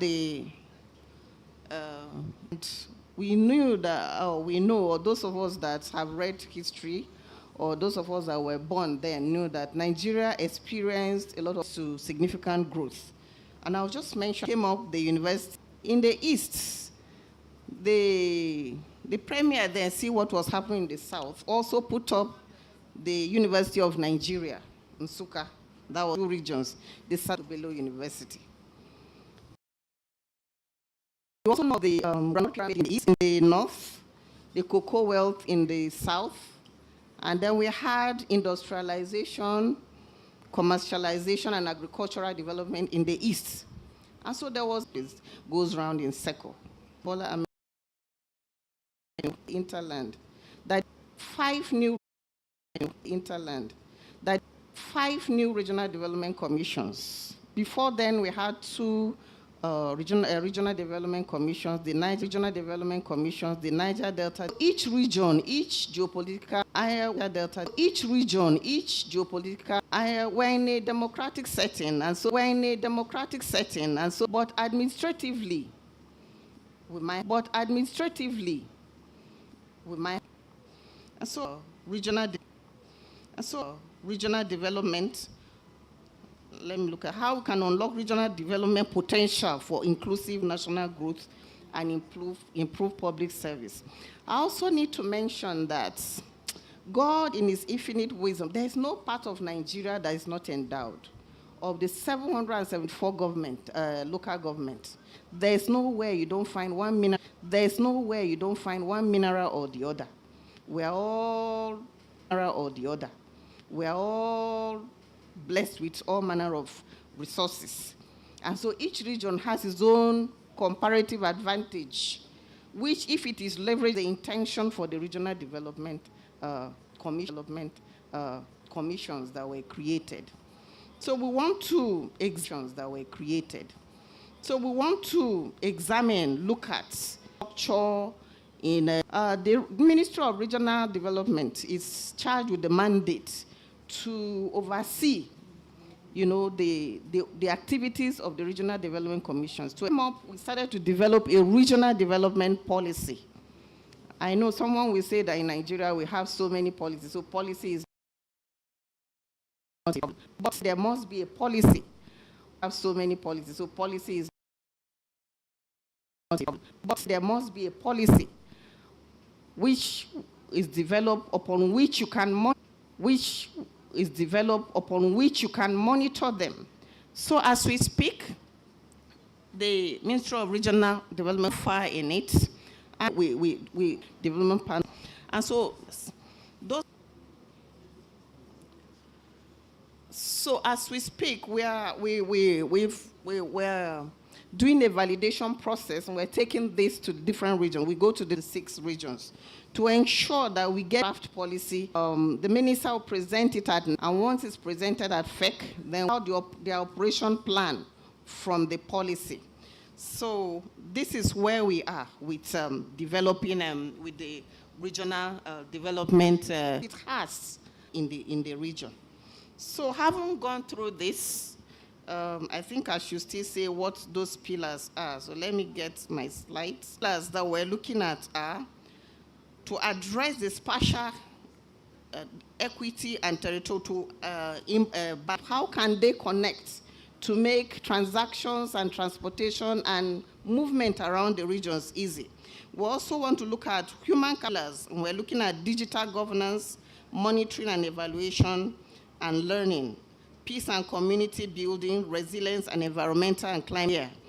But if you look at, those are the pillars that we want to address.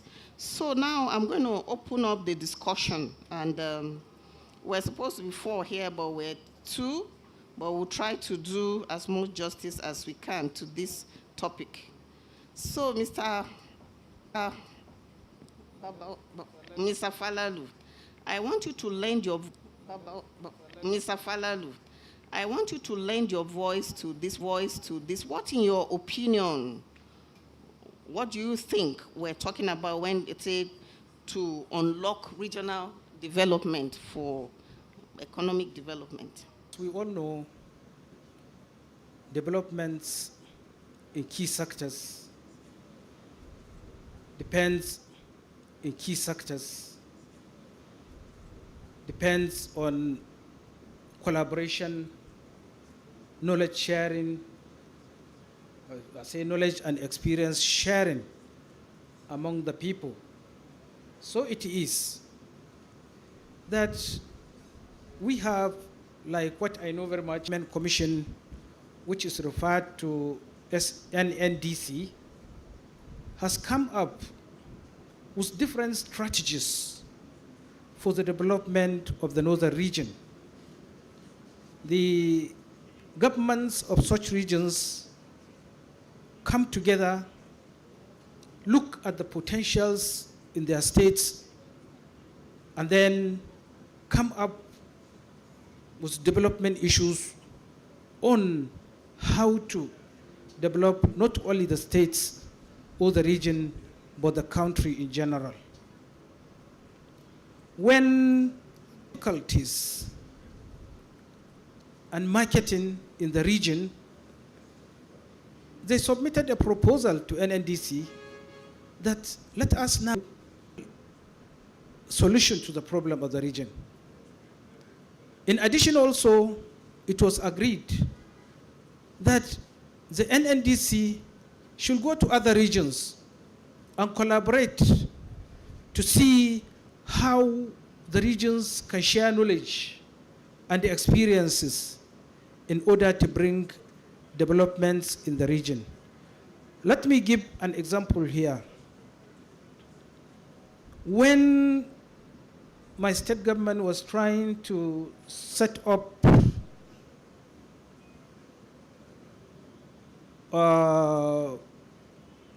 what do you call contributory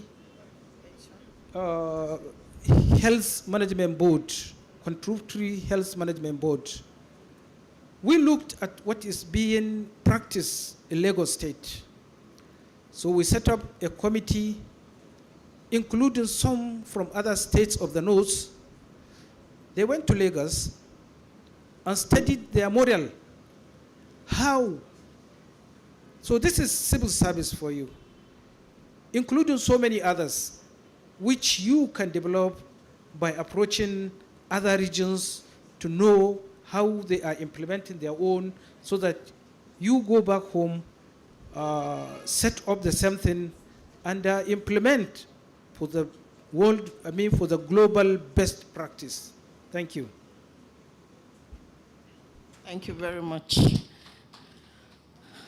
Okay, so I also want to add that the federal government on its own is not able to develop the regions. So there is this great need for collaboration between the federal, the states, and the local government.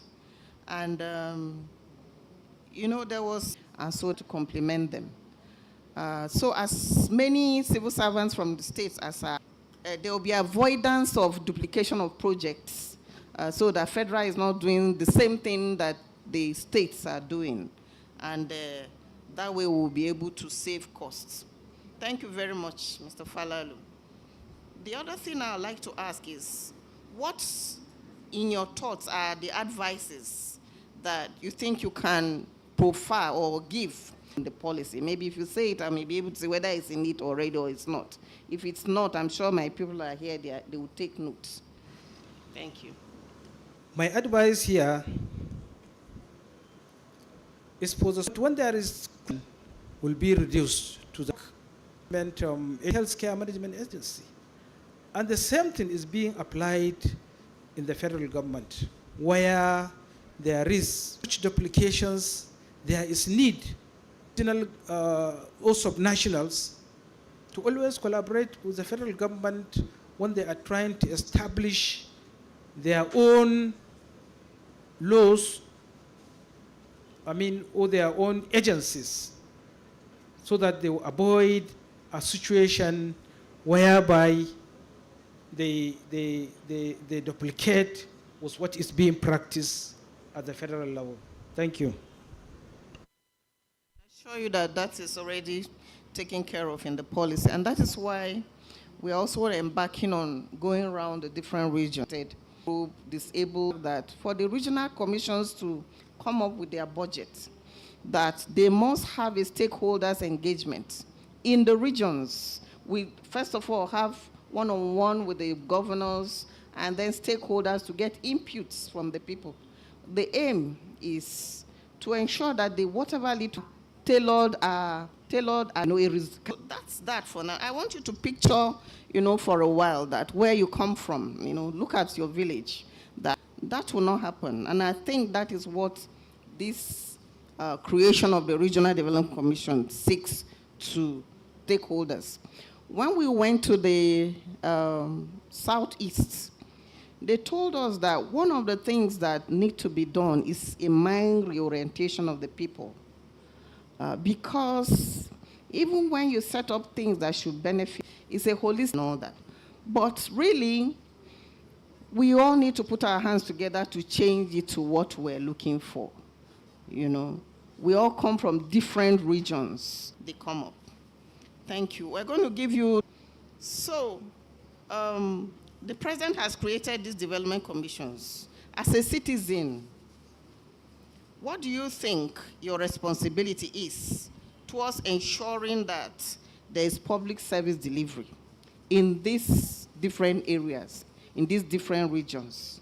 It's just you and I, so you make your contribution and then I will make mine. What do you think your role is as a citizen to ensure that what the president has created achieves the purpose for which it's created, that development reaches the needed area? You may say that, okay, you are not in charge of it, but we are all in our different corners. We are leaders. We have something to offer. So, Mr. Falalu, please make some comments. Thank you. What I'm saying here is that the responsibility should be collective. As we said, everybody here, every one of us is a leader in his own way. Therefore, it's good for us to look at these problems critically to see how you can contribute to bring a permanent solution to the problems we are facing across the country. Let me tell you something. There was a time when a committee came from the southern region to Katsina State to study the issue of the Almajiri system. That they said one of the major problems that the North is experiencing is the issue of the Almajiri system. What do we do collectively to address this issue? How can we, from the southern region, contribute to the solution of this issue of Almajiri system in the North? It means to have the Almajiri system in the North. And what the northern states are doing to address this issue of the Almajiri in the north.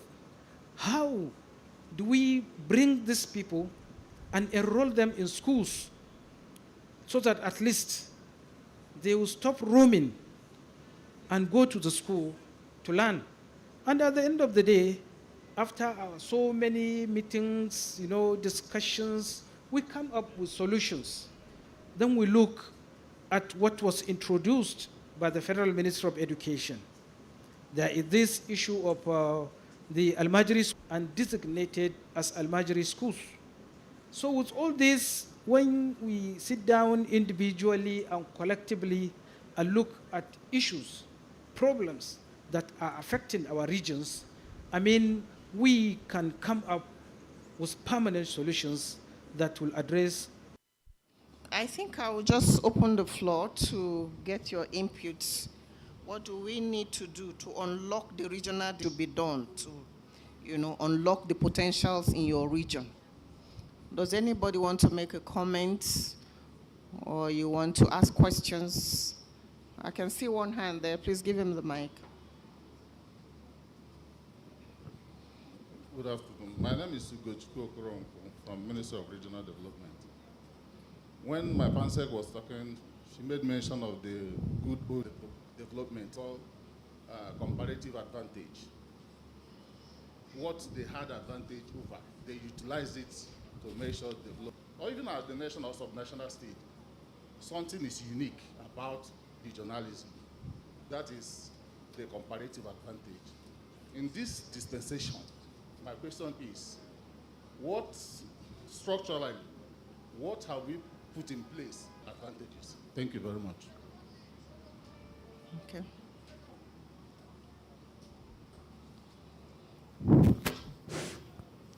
Thank you very much, PS. Mine is just a contribution. And if we remember that this conception of regional development commissions is not to play the same role that regional governments played in the 60s and 70s, no. The regional governments had full authority over their regions in all aspects. But because of the level of development, the federal government felt they needed something to be able to make development faster as the states are strong. They set up now sit down and say, you want to run on your own, but these are the results I want. If you look at the 8 ministerial deliverables, the Ministry of Regional Development contributes to 2, the one on infrastructure and transportation, and the one in health, education, and social inclusion. So I think it would be good if the ministry guides the regional development agencies appropriately. If not, I think 2 days ago I listened to this, and the way the MD was talking, I said, this man might not be working with a template. So it would be good the ministry sits down, agree with them, and see the extent to which they can leverage local government resources, because the states are not willing to even, they are looking for federal government to give them more. So I just thought I should share that for something you consider. Thank you, ma'am. Okay. I don't know. Thank you.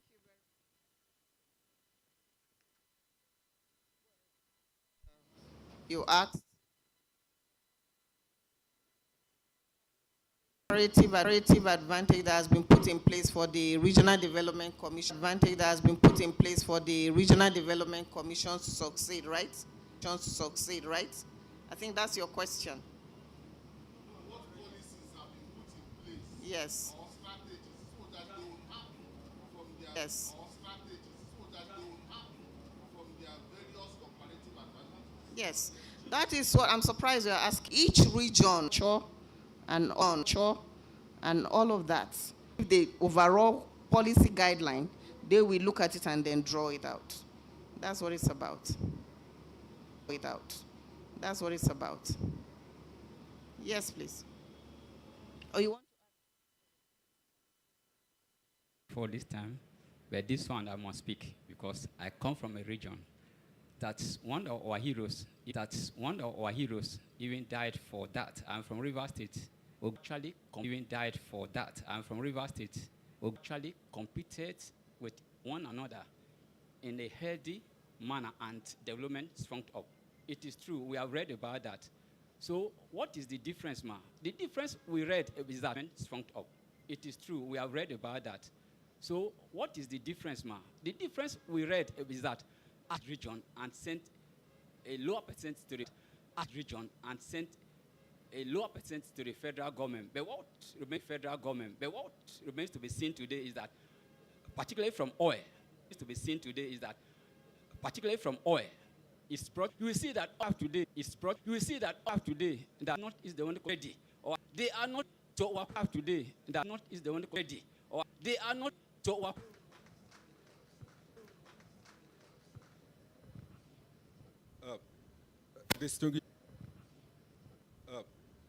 Distinguished panelists, thank you, the lead speaker. My name is Solomon S.J. Waziri. I'm worried. All this, what is the funding structure for these regions? The regions. We met a very good regions. What is the chisel out? Because we met a very good regions. What is the chisel out? Because there's no funding. Please, if you can talk to them. There's no funding. Please, if you can talk to them. Thank you. Very much. Thank you. Very much. Sources of funding, which the different commissions are to work hard to get in form of public-private partnership budget line. But we know how the shortcoming of budget funding now. So they are told to look outward for this, and the fear of the unknown, capital into out to source for fund in form of public-private partnership. That's one of them. We're also looking at a regional development bank that's everything, and they know that they can everything being based on yes. So that's that.